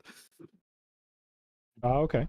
But it makes. So you didn't need them anyway. Yeah, but it would have been nice if they just had told me the whole trade secret stuff. It's annoying. Ah, gotcha. I mean, well, apparently they're selling their company to some French company. Oh, or they're selling their stationery division to some French company. The fountain pen nerds are up in arms over it. I didn't know about that. I only found out today or yesterday, I think, because I'm in fountain pen nerd circles. Yeah, it's the first time I'm hearing about it as well. So you are probably more clued in than the rest of us. But yeah, I mean, for everything you get a safety sheet, and so many companies over here are like, nope, you can't have a safety sheet because you're not a business. Really? Yeah, I've contacted my a drugstore and wanted to ask what's in their nail polish remover, what's the makeup of it, because I was looking if I could get a cheap source of butane acid. They probably think you're trying to cook like meth with it or something. Yeah, probably. That's why I they're not have telling you. no idea. I just contacted them and asked if I could have the safety sheet, and they're like, "No, we don't hand it out to private persons, and unless your company or working in an emergency room, we can't give you that information." Well, just be like, I'm working in an emergency room. It's an emergency. Hook me up.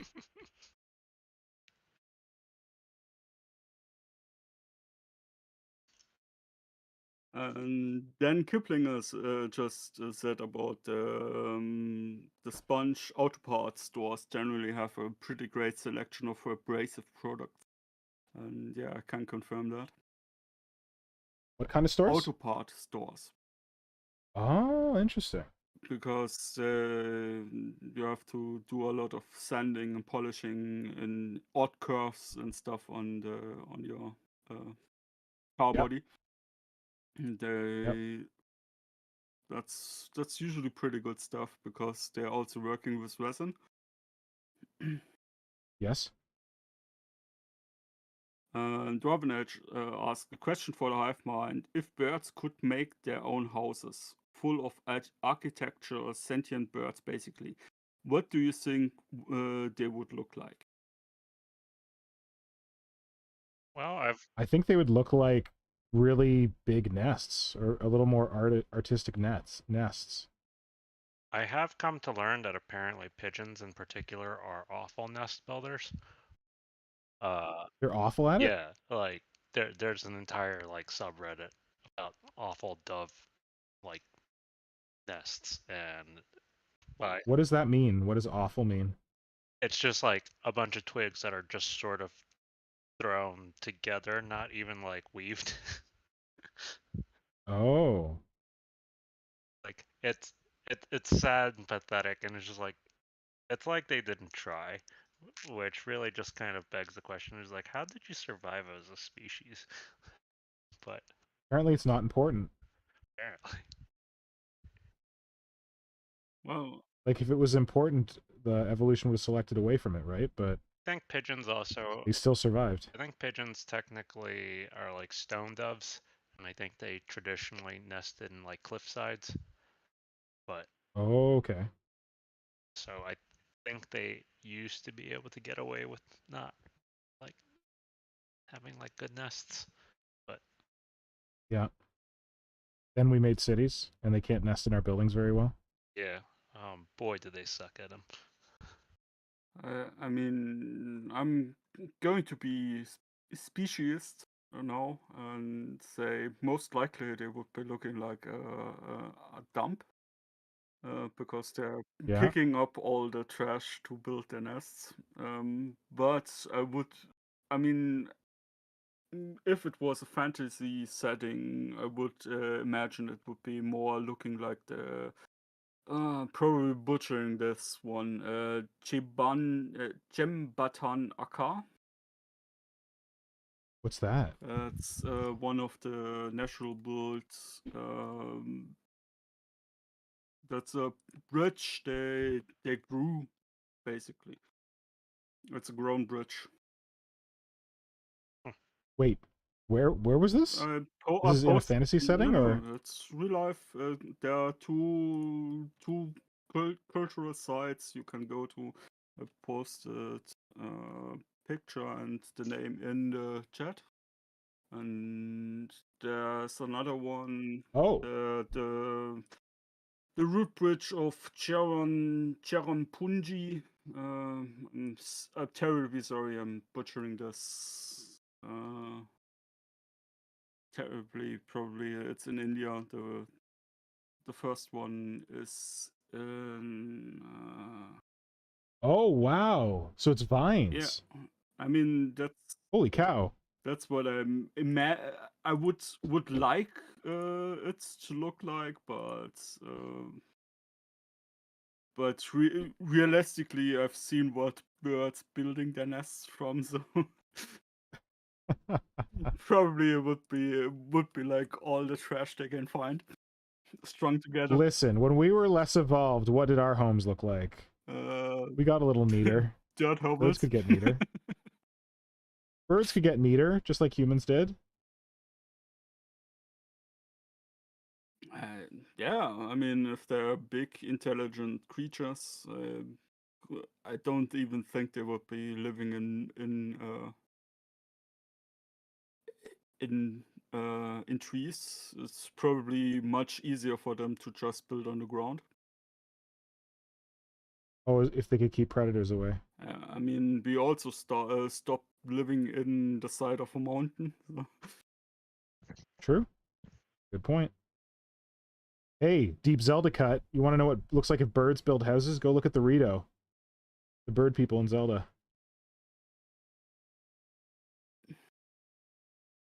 Basically very, like, up in the air kind of thing. And Mol Ninja said he knows what I'm talking about, and they showed it on Human Planet or Planet Earth or something, and the people will shape the roots to become living bridges. Yeah, that's pretty much what I was talking about. But the roots naturally grow across the river? That's interesting. They help them They, along. like, support Yeah, they help them along Yeah. to support it until they're big enough to be a bridge you can walk. And Whoa. the Cool. Jembatan Akar is in Indonesia, and the Cherrapunji root bridges are in India.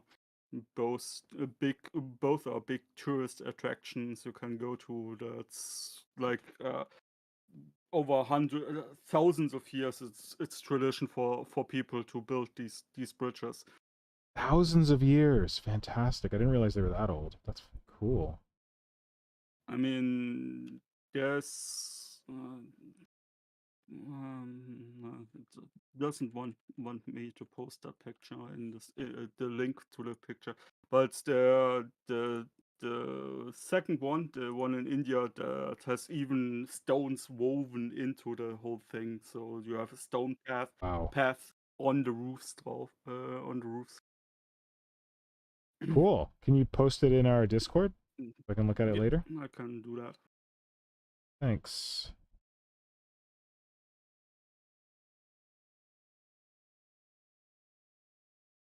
Orphanage, how would you envision birds building houses? Since it was your question, I'm sure you have an idea.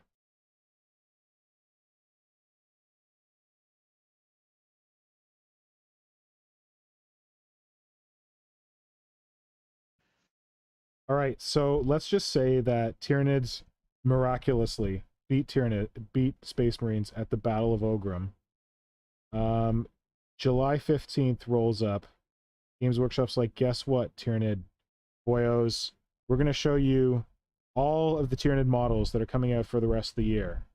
What do you see? Tell me. People at home, post it in the chat. Friends? Will? Kajan? What are you seeing? And don't be like dour Mr. Kajan. Tell me what you honestly want to see. Don't be like, well, I don't think it's going to be anything. Okay. Dream a little.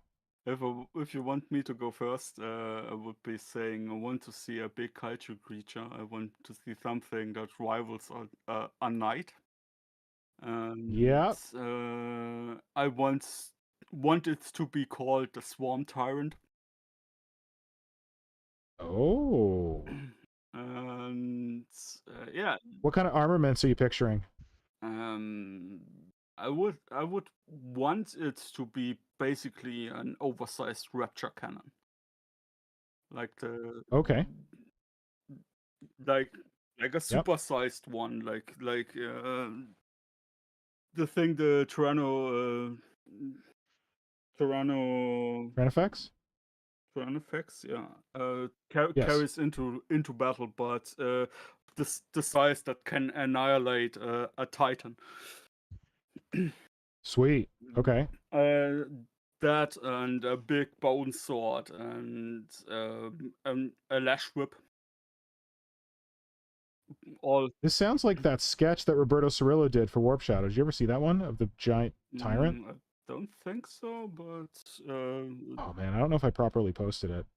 I mean, it's possible I've seen it, but it doesn't come to my mind right now. But yeah, that's the one. That's the big centerpiece I would want to see. Cool. Like Nice. something worthy to be called Lord of War for the Tyranids.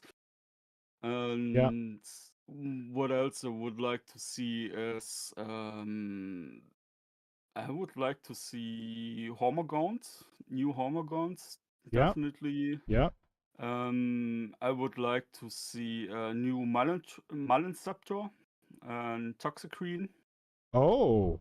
Oh wow. Okay, now you're dreaming. All right. Those two I would like to see replaced and with something new. I would love that. And what I also would like to see is a Karen, but better. So, what's a Karen called for people who aren't familiar with our lingo? Demacaron. Yeah.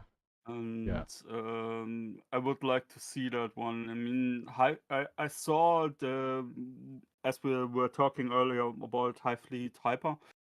She did a little conversion on one of them, and I really liked Yeah, that I liked one. hers.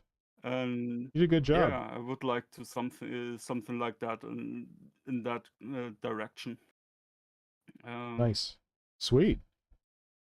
Yeah, that's the one. What I don't want to see is a new Carnifex kit because I like the Carnifex. Ah, okay. I also would like to keep the Hive Tyrant. I like our Hive Tyrant, even if it's I'm with you on that. even if it's a little bit puny, but the thing I like the way it looks. I agree. I don't want to see the Trigon or Malok replaced. I like those models. I think they can stay. The warriors can stay. And as much as Flynn will hate me, I don't want to see Shrikes. Why? Because I don't like that winged thing they put into that. Okay. The winged warrior we got, I don't like that one. And The Prime. yeah, and I worry that if they're going to do Shrikes, they will all look like that. So that's what I don't want to see.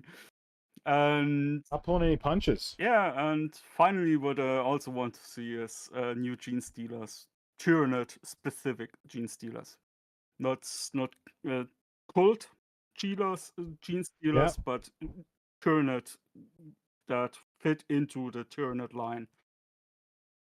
I like it. And what would you expect to see in that Gene Stealer box? I would like the heads a little bit more in line with the rest of the design language, maybe warrior style, with the triangular heads, maybe something like in that direction, and longer tails, and maybe a little bit more beast-like and not less human and more beast-like. That's what I would like to see. Nice. I love it. Yeah, that's me being Will, what are you saying? Definitely would like to see a Lord of War sized model. Just because. What's it looking like for you? I mean, I kind of like the bipedal look, but on monsters, but I kind of realistically think that they're gonna go for a sort of a Hyrule kind of crawly Knife Walker? Yeah, which I'm not the biggest fan of, you're right. but You're right. but what I'm looking forward to are new Biovores and new Pyrovores, mostly because the Biovore especially has just not had a good model, in my opinion, since ever. Like, I was gonna say that since second edition, but even those models are definitely not great. even though I kind of those are nostalgic. Yeah. We're nostalgic for them, but they're not amazing. Yeah, they're not certainly. objectively great. So I would love to. Maybe they were the best the Biovore's ever been, but that doesn't necessarily mean that it was good. Yeah. You know what I mean? Yeah, I would agree with that statement. But and also just because they're one of the few remaining resin kits, right? Like Right. they just don't have a plastic model, so like I would love a plastic like update glow up on those guys, especially since they seem to be like pretty good game wise right now. And yeah, that's my big thing. I mean, I largely also agree with just updates on some of the older kits.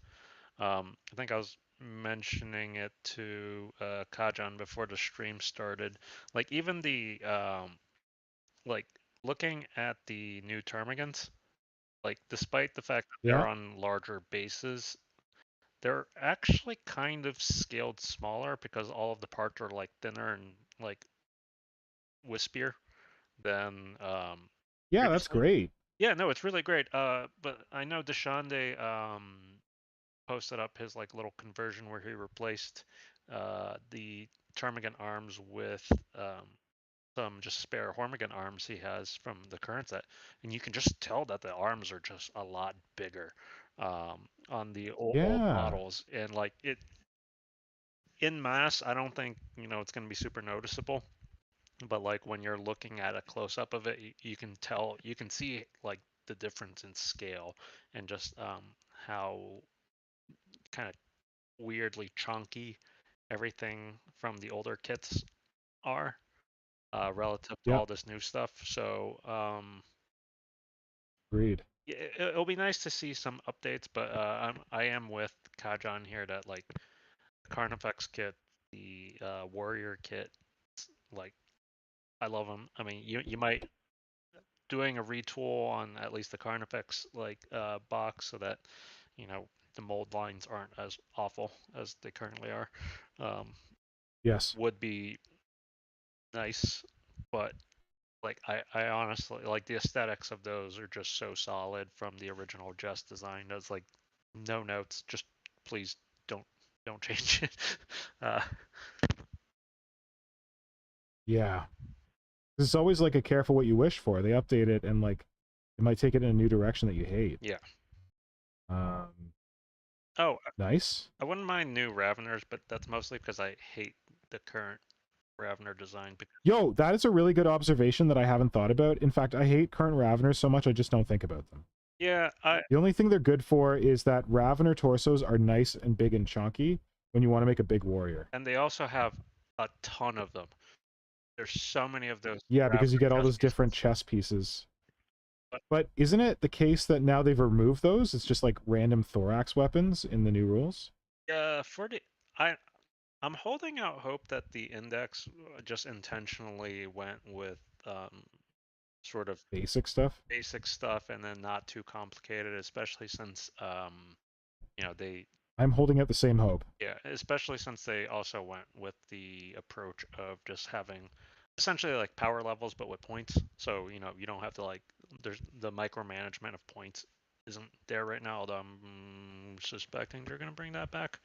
Once the full... Well, don't you get points in that book, that like Munitorium whatever, right? But they're essentially like, yeah, but it's essentially like power levels where it's like you just have a cost, and then there are different loadouts you can take, but they're all baked. I get you. There's no different costs for different loadouts. Yeah, which like no war gear costs. Yeah, which there's like some immediate understanding that's like, well, there's clearly optimal builds, but I'm guessing that granularity of loadouts will come back once the full codices and stuff start coming out, and I want to believe that they're going to give us more diversity and stuff, because I mean the Tyranid warriors with close combat bioweapons, like really?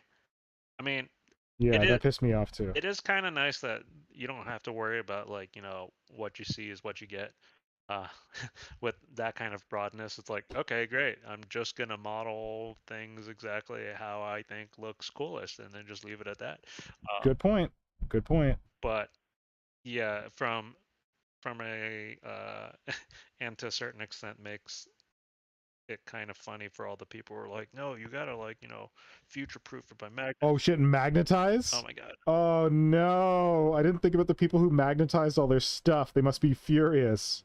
I mean, technically, they can accommodate anything, but yeah, it's definitely I can't imagine they're not gonna bring back like the adjustability and flexibility, but I get the feeling that they're also gonna stick to the only the loadouts that like come in the kits that we complained about with Yeah, the I think Hive that should Tyrant. to be expected. Yeah.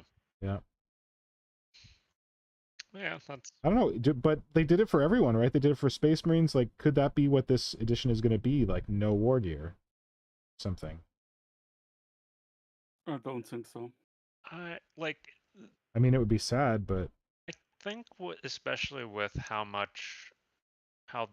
big of an impact like certain loadouts can have. Yeah. I can't. I don't think that they're going to completely abandon it, but I think it's. But could they see that that is like people being beardy or something, and people taking advantage if they know the rules more, than they're like getting these super secret loadouts? Yeah. Maybe they're trying to eliminate that. I don't know. Yeah, but Yeah. isn't that the whole point about competitive gaming to have that Have different options. that ability to outsmart your opponent on the loadout? I mean, that's. I mean, I know a lot of for a lot of people that's important. Yeah. So can someone? Oh, go ahead. Go ahead, Will. Oh, I think especially because they had like the new points update today. I also kind of think right now they're also kind of premising some of the points changes based off of like the most abusable, I guess, loadout of that certain units have. So yeah, which in turn sort of discourages the other builds, right? Because then just like, all right, like if the best loadout is the one that is making this unit cost more, then like you're doubly not going to take like the worst, the lesser statted stuff, right? Which is kind of unfortunate. Sometimes things look. Didn't you try to be saving points or something? Take less optimal loadouts? I mean, if they get more other stuff in? If they bring back the, like individual points, yeah, but like if it's for. Oh, right. If we're working with a flat unit cost, it's like, there's absolutely no benefit game wise to. If it costs the same to have these guys have all plasma guns or all bolters, why would I ever give them bolters? Right. That kind of what you mean? Yeah. All right. I saw something come up in the chat. Somebody want to? Yeah, we have a couple people that chimed in what they want to see. But before we go there, Dwarmanage explained why he wanted to know about the birds. And he said, I mostly ask because I'm struggling. I'm working on a D&D thing, and I'm too biased with a concept to really come up with something. And I would have a quick suggestion for him. Simply go and make them tents and orient yourself on like Bedouin and or like yurts, stuff like that. Like you have bird people, they're probably migratory, they will be traveling a lot. Oh, nice. Migratory. I like that. And you can be looking at a lot of people cultures which are migratory themselves. Nomadic? Yeah, nomadic. And you have bright colors with the tents and the silks and stuff like that. I think you will be getting a lot of good ideas from that direction if you're going. That's a really good suggestion, Kajan. And I love that. He then said he then responded to what he wants to see, and he said, "I think we're gonna see new Homer Gowns for sure." And Yeah. then Kiplinger agreed with him. New Homer Gowns for sure, since they have been out of stock forever. Oh, have they? Oh, interesting. Okay. Mall Ninja said, "In fact, the Space Marines that are busting out of their armor." And What? I don't think we're going to ever see infected Space Marines again. Oh, infected. Oh, I missed that. That'd be great. I listen, Kajan. You say that, but I don't know if I talked about this on stream, but when they released Leviathan on that release weekend, there's a whole bunch of streams that happened from Games Workshop. They had like basically an 8-hour stream where they would like turn it off, turn it on, and they had different like hosts doing like painting stuff, gaming stuff, and one of the things was that Games Workshop guy who talks like this and has a very interesting vocal fry or whatever. I don't know what his name is, but he's got a very unique voice. He did like a story time thing where he read from like this upcoming Black Library book, I think, that is a story about like Tyranids and Imperials. And in that, he talked about they mentioned a neurolictor, whatever the heck that is. And they said that the neurolictor was implanting parasites in the necks of Imperial soldiers that was making them act strangely. Okay. And as soon as I heard that, I was like, give me some mind slaves, give me some mind slaves, give me some mind slaves. So, no, not infected Marines, but maybe infected Imperials. How cool would that be? Yeah, the brain bugs. But I didn't think we will be ever seeing them again. Well, I don't know. Apparently there's a neurolictor, and apparently it's infecting Imperials, and hopefully that's a little more than just fluff. Let's hope. Hope so. Era, Hey, what else we got in the chat? Era said he wants to see a new Dual kit and Nice. big Leaper Boy replacements, but slightly different. Big Leaper Boy replacements. What are you talking about there? I have no idea what he means. Tell us more when you have a chance. Nice. Philo said we will see the reveal of new Demakaran and Norn thing kit. Yeah. I think that's pretty much confirmed at this point. That's the image that's been going around, right? Yeah, the Norn Emissary and the Norn oh god, what's the other one called? What's his name had a thing for it? Valrak. Norn. Is a Norn Emissary and a Norn like Infiltrator or something? No, it's not that. It's like a Norn Infestor. I can't remember what it's called. Okay. I haven't kept up with Valrak. Yeah. Era said a superstructure that falls from the heavens and spews out rippers. And oh, that's cool. I like that. The concept, but I'm instantly having Death Lily images. Death Daisy? Yeah, what's it called? The drop pod. Oh, the Tyrannocyte? Yeah, the drop pod. With the 5 venom cannons on the top. I'm not. Yeah, that wasn't great, but I don't love that design. But whatever. Listen. I'm down for Tyranid terrain no matter how it comes because we can modify it. I definitely want Tyranid terrain. And Mall Ninja wants, in addition to the infected Space Marines, some kind of hero model for Genestealer called a la Kerrigan. See, I don't think this is going to be a Genestealer call release. Like, I assume that this is going to be all Tyranids, and that maybe we'll get something like that later. Like, that would definitely be cool, but I don't know that's going to be alongside the Tyranid releases. You know what I'm saying? Yeah, I don't think we'll be seeing new Genestealer codes this year, or this edition. I think maybe we'll get 1 or 2 models with the Codex, but that's about it. Although there is that whole, like, rumor that the story about the Genestealer cult on Terra might be progressing.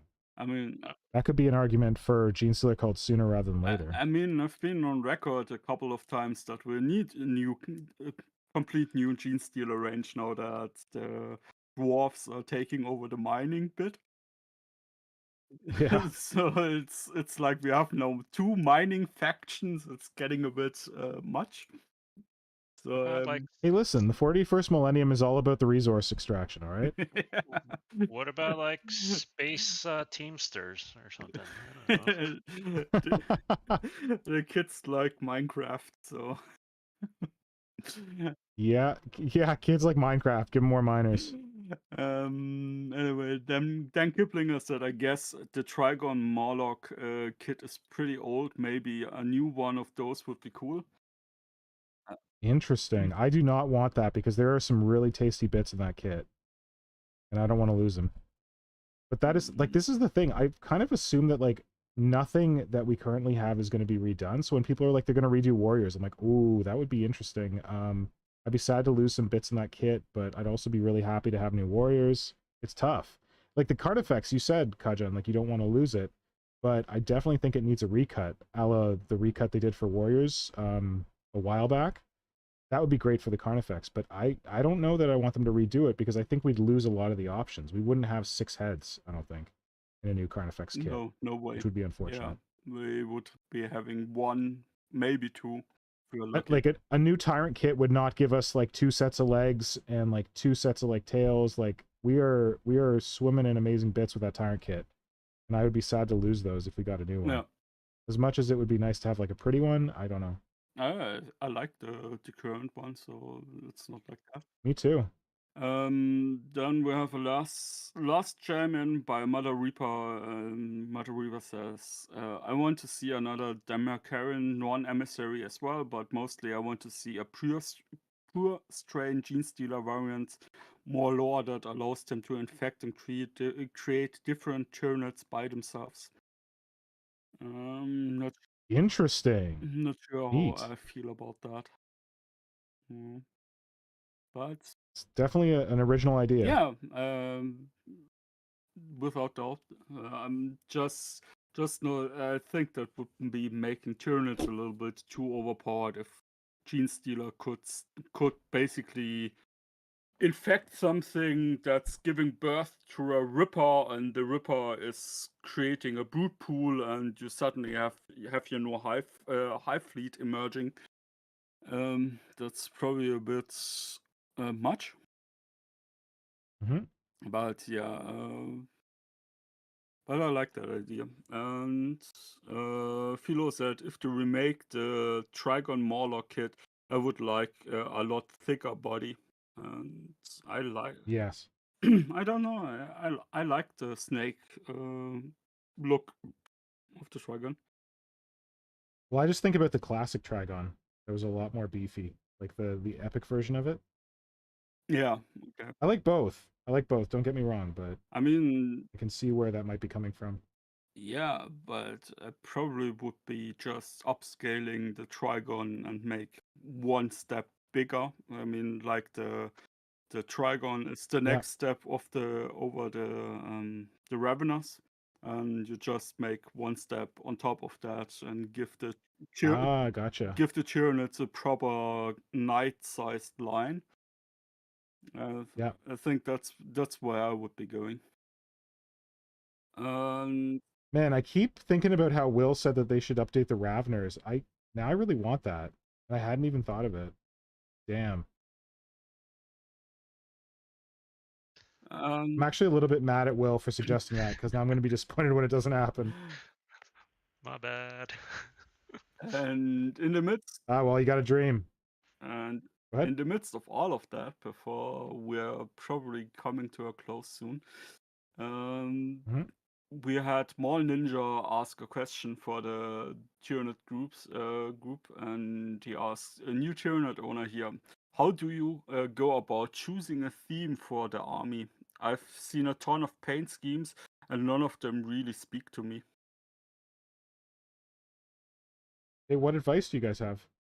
Thoughts? Well, the way I've been going about mine is go on your favorite image search engine place and type in dragon or some other similar creature and look at a couple of nice pictures from good artists. You'll be finding a lot of nice compositions of colors and then imitate that. Yeah, or you could go for insects. You could go for reptiles. This is like spiders, frogs, lizards. This is a classic way that people look for Tyranid schemes. Snakes. Mine evolved out of like other armies that I'd painted. Like there was a time when I almost did Dark Angels, and then there was a time that I was doing Dark Eldar, and like I kind of like took all that, and I liked Nurgle, and I kind of like took all those colors and mashed them together. I like to just pick random colors that I feel like are fun, and then just pick one like sort of main color, and then kind of work backwards. Nice. Yeah, you can just enter into your search engine of choice the color the color you want to have, like the primary color, if you're enjoying blue or something like that, and then simply enter a reptile behind it, like blue snake or like blue lizard or blue snake, blue bug, something like that, and you will be seeing a lot of Mother Nature's nice color compositions. I like that. And it's a really good idea. Yeah. And you will be fine. But of course, it means you have to be fine with looking at snake pictures and stuff like that. So yeah, if you're afraid of snakes or insects, this isn't going to work for you very well. But yeah, there are a lot of colorful reptiles out there. And if you're looking for color compositions, that's also a good way to go about it. These are some great suggestions. Good job, team. Yay. So hopefully that's helpful. Who's that? Mother Ninja? What's the name? Ninja. Mall Ninja. Mall Ninja. Okay, I recognize that name. So hopefully that helps, Mall Ninja, and make sure to let us know what you land on when you land on something. Yeah, and also don't be afraid to mix it up a little with acrylic mediums. Like if you're getting a pearlescent medium to get this nice color shimmering effect, can also, yes, good suggestion. I mean, there's a lot of acrylic mediums out there you can try that's not miniature rated and sold by some miniature company. Liquitex does a couple great mediums, acrylic mediums of different varieties, effect mediums and stuff like that. And Draven Edge wants to know what time we are going to go tonight. We should probably be wrapping up soon. I keep pushing this. I'm like, oh, I should get out some Dirty Down Rust right now. I'm like, I don't know if I should. Might keep me here for a bit, but I don't want to. Guess I should remember that since Diana's not here, that people should like, comment, subscribe.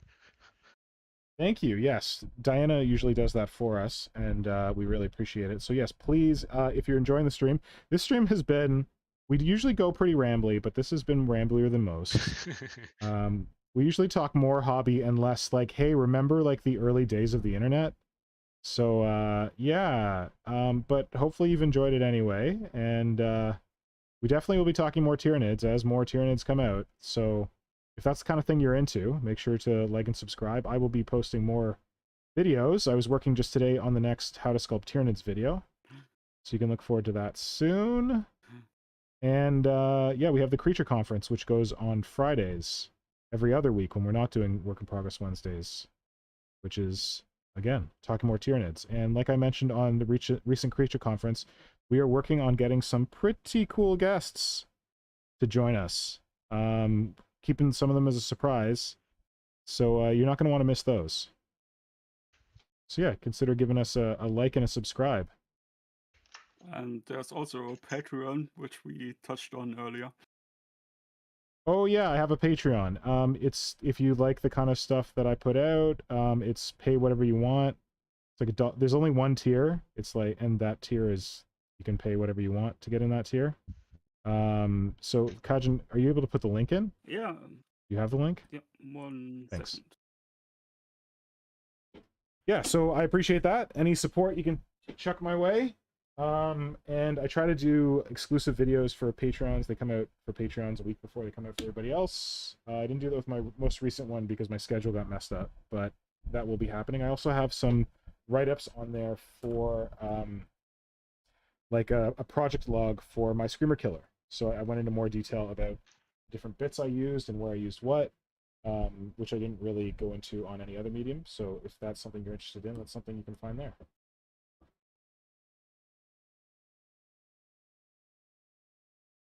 And Dwarven Edge reminds us that we can go forever.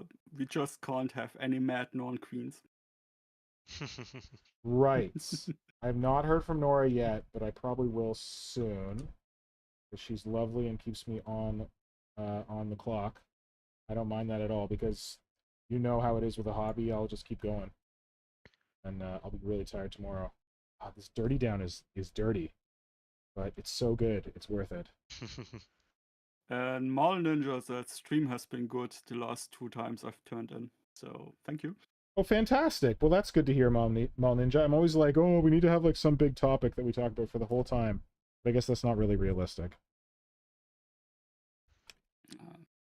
There we go. Now the ball's free. Now we're gonna get some shaken action.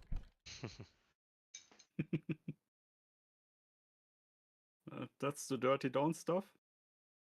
Oh yeah, it's gonna get dirty down in here. That's God, it's so good. Your own mix. Love it so much. Is that some... No. This is Kajan. I don't sculpt things from scratch like you do. This is the company is called Dirty Down. Okay. And they have Dirty Down Rust, they have Dirty Down Moss, they have Dirty Down Verdigris. I don't know how to say it. The thing that happens on Verdigris. When you, what's the word I'm looking for? It's when you got like something that's brass. Oxidized brass. Yeah. Thank you. There we go. The green stuff. Or copper, I guess. Yeah, so that is, so they make that stuff and it is phenomenal. So you just kind of like take this stuff and you like slop it on, and then like you can reactivate it with water. It's really great. Oh, okay. Yeah, I did it on the Carnifex base, and I'd never messed with it before, and I was so happy with it. I've never seen effect paints like that in use.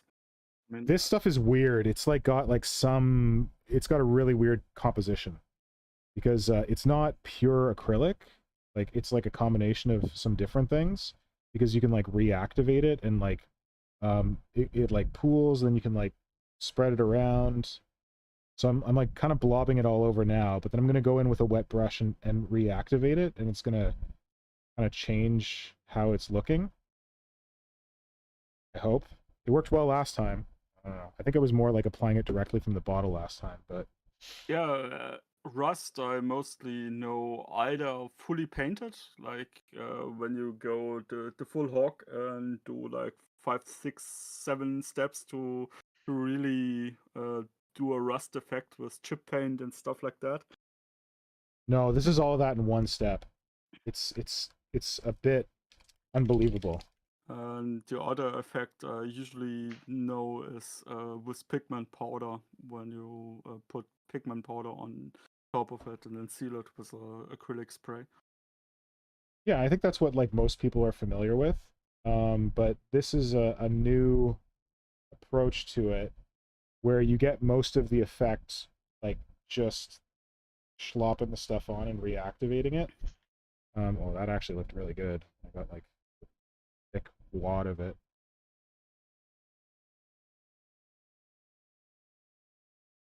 Okay, this might be too much. I don't care. It does the work for me. So it works a bit like contrast paint? Or It's a lot of things. It's so I've got this like on here in a number of different places, right? And then I'm gonna get out. All right, so that one's kind of super mess. It's also like kind of water soluble, but also don't do what I'm doing where I keep leaving the bottle open because then it starts activating around the rim. All right, so I've got these blobs on here now. And I go and kind of clean my brush. Don't use a great brush because it might not survive. But my brush is held up okay. good. And I'm going to go and I'm going to get it wet. And I'm going to just like go in here with the wet brush and kind of mess it around and vary it. Because it reactivates when you wet it. So you can clean it off or just like move it around. And it'll make like different like kind of puddles and stuff when you do this.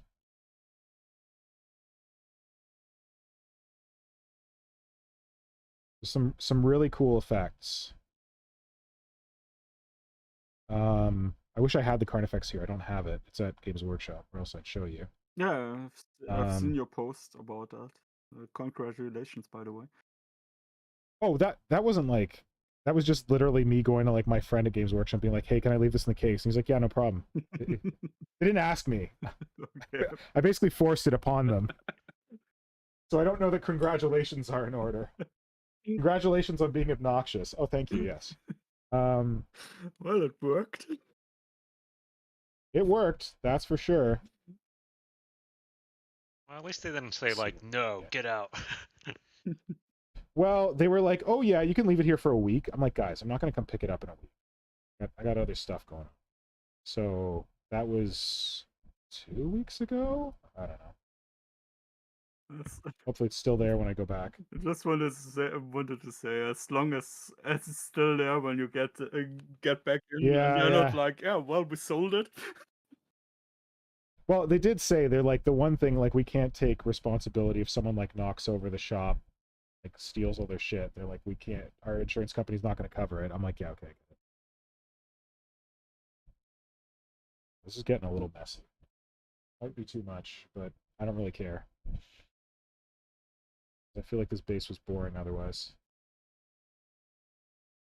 I had imagined you would be putting some oil wash on top of it before you do the weathering with the. No, this stuff, like, I feel like this stuff does that kind of work for me without needing to worry about oils. It gets like weird ass, like different, like it's even here. It's like there's like a bit of like kind of that pigmenty powdered griminess because I laid it on real thick.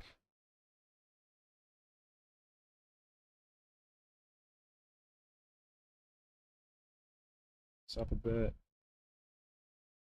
because it like smears around. It's like an imperfect science, but I kind of like it. There's like a way to. Mole Ninja asks if what the group's opinion is about using third-party miniatures to do conversions. What do you guys think? Well, I think it's fine. I mean, I always, I mean, Games Workshop might not agree with what you're doing, and you might run into problems with official tournaments. So if you're wanting to use them to play, you should be checking with wherever you're playing if they're okay with that before you do it. Yeah, it all depends on like where you want to deploy them. If you want to take third-party miniatures and enter them into like Games Workshop Armies on Parade, it's not going to go well for you. Yeah. They'll probably just disqualify you.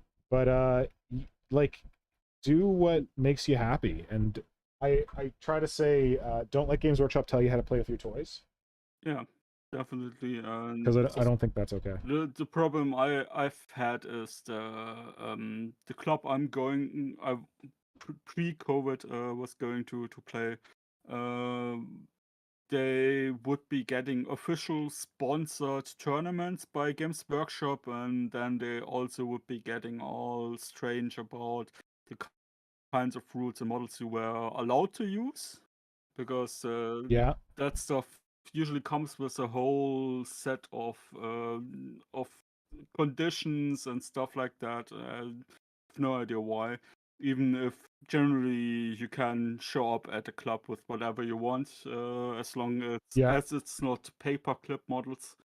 Even if there is a paperclip model, that's still tournament legal. Just to remind everybody, there's a killer can out there you can use.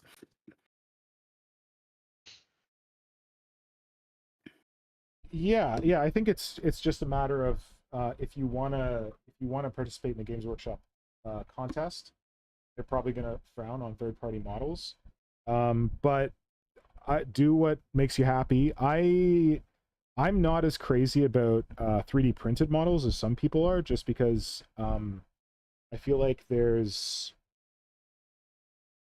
we've talked about this on a previous stream, but like there's not all third-party models really get the Tyranid aesthetic necessarily, and I'm pretty big on the Tyranid aesthetic.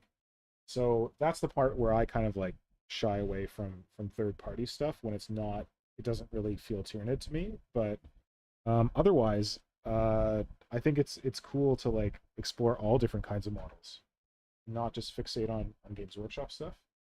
So that's how I feel about it. Will, what do you think? Yeah, I'm pretty much in agreement. Like, I personally don't like some third model party stuff, but But that's like taste, right? Right. That's just like purely subjective. Taste. But like, I don't have any specific objections to the usage of third-party models.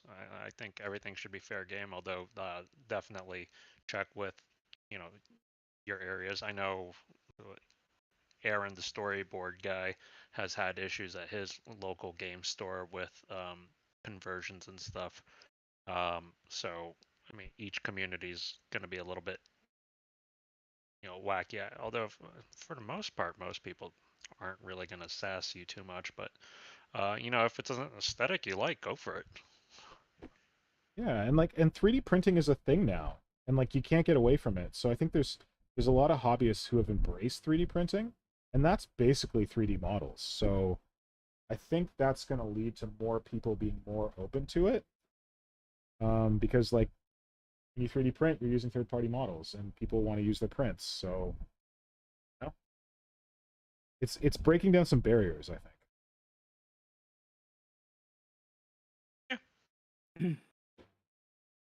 All right, I think. Wow. See, so here's what's happened with Dirty Down. I don't know how much you can see this, but should wash this before it gets too crummy. So we'll get a better look at them.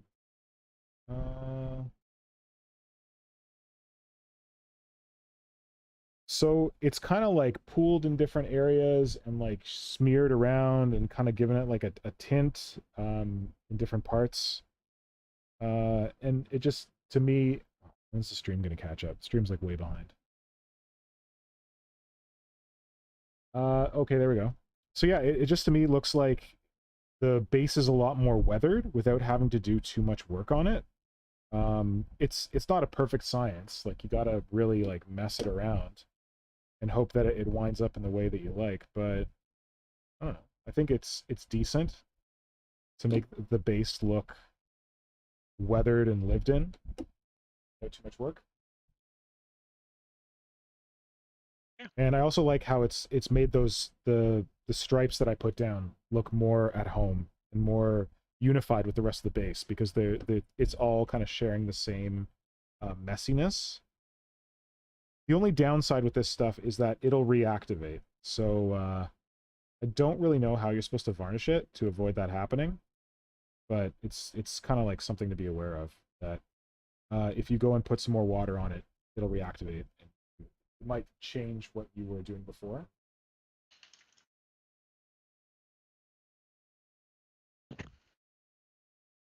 But I don't like painting things that are not organic, so this has really saved me from having to think too much about it. Which I appreciate.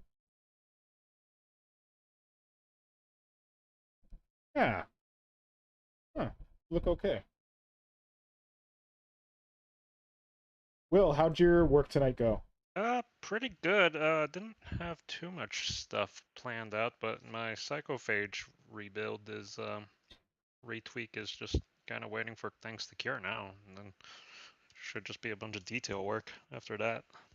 Smart man. We didn't do many hobby tips on this stream, but that is a key hobby tip to anyone working with green stuff.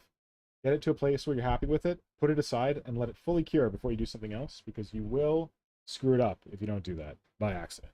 Mm-hmm.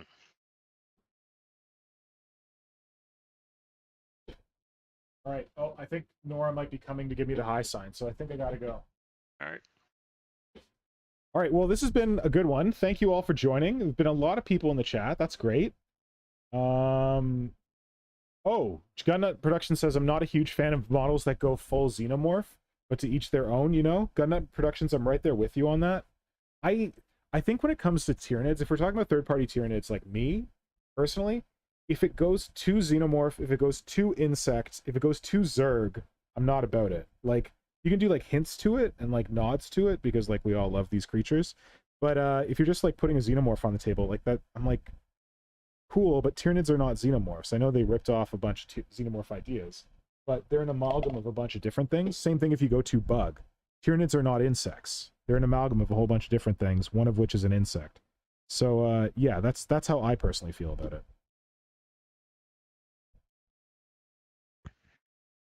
Yeah, but yeah. Tyranid, Alien Nid has a long tradition. Yes, and like I respect an alien nid, but I wouldn't do it. Yeah, I agree. And You know what I mean? I apologize to Garnet. I overlooked the nod in that statement, and I accidentally shared him on Xenomorph. Oh, you thought he was a huge fan? Yeah. And okay. I apologize. When I looked into into posts we might share tonight, I found someone that did a Xenomorph conversation for the Termagant. Okay. Yeah, like it's okay, and like Nut says, to each their own, but it's not something I would do. Yeah. Yeah, go ahead, Kajan. No, that's Diana joined us to say goodnight from her. Thanks, Diana. Thanks for joining. Thanks everyone for joining, and I'm glad we were able to get to those questions. We really like it when you ask questions. In fact, I've been talking to Flynn Hammer about doing a stream that's just questions and answers. So start thinking about your questions you might want to ask, and we'll find a way to get those in. But also just bring them to the stream. We love answering questions. I feel like we don't get a ton of questions. So please bring us more, because that is awesome. And Kajan, Will, thank you for taking the time to be on the stream with me. Thanks for really appreciate it. Yeah, sure. My pleasure. And I look forward to all of us enjoying more of what is definitely shaping up to be one hot bug summer. Woo! Woo! I hope I will be surviving the next weekend. Oh, because it's so hot? Yeah. Oh man, it's crazy here. How's it where you are, Will? It was like high 30s getting into the 40s Celsius here. It's sweltering 90 Fahrenheit, which I need to do the conversion in my head, but I think that's what 30s. Above 30, I think. Yeah, that sounds pretty high. 30. And yeah, it's the same here. We had a couple rainy days now, and for this weekend we're going to go up to 38 degrees, almost 40. And you guys aren't built for it in Germany. Like, it's not supposed to get that hot in Germany. People don't really have air conditioning, right? No, we don't. I mean, I have a small air conditioning unit here, but it's not good. It's not made for those temperatures. Oh god. So yeah. I'm sorry, dude. But yeah, can't change anything about that. So I'm doing the best. Well, I wish you luck. I wish you the best that you can possibly get with it, and I wish you cooler weather soon. Okay. Because I am very sensitive to heat, so I do not like anyone having to suffer through this stuff. And I'm feeling very sorry for Philo and Dwarven Age. Philo said he has 44 degrees Celsius, and Dwarven Age has Oh god. 43 degrees Celsius. So. Oh yeah, because Dwarfenage is like down south, right? Damn. Yeah. It's too much. 110 Fahrenheit is way too much. Whoa. Okay, yeah, that's way too much. Yeah, and well, I wish everyone the ability to stay cool in whatever way you can. Take lots of showers, dunk your head in water. What are you gonna say, Kajan? The best what also works really well is using a wet rag or towel, stuff like that, and rubbing it onto your body. It will help keep you cool. Nice. That's a really good tip. Yeah, I've definitely done that before. I'm actually wearing like a towel wrapped around my head right now to catch the sweat, but then eventually like the sweat like turns down a bit, and then I've just got a cool wet rag on my forehead, which works. Yeah, but if you just keep your skin moist, it helps to cool your body down, much like sweat does. Yeah, makes sense. Mist bottles, yes, mist bottles. Fans don't. Oh, that's a good one. Fans don't work. Once temperature goes above your body temperature, a fan is a bad idea. Oh, really? Yeah. I didn't know that. Because you're basically just blowing warm air onto your body. It's. What if you like wet yourself? Does that help? Yeah. Like if you make your skin moist and have the fan? That then will be helping. It's better than nothing. Right. Better than nothing. That's what we're dealing with here. All right. Well, yeah. Stay cool, stay safe, stay healthy, friends. And we will talk again very soon. Oh, I guess next time we talk, it'll be after we find out if we're getting Tyranid previews or Space Marine previews. Won't that be interesting? Oh. For that July 15th day. Exciting. Exciting. Here's hoping for Tyranids. Yeah. That's all hope for Tyranids. And send our cards in. Yes, if you have your cards, send them in. Make it happen. All right. Thank you all so much. I'll talk to you later.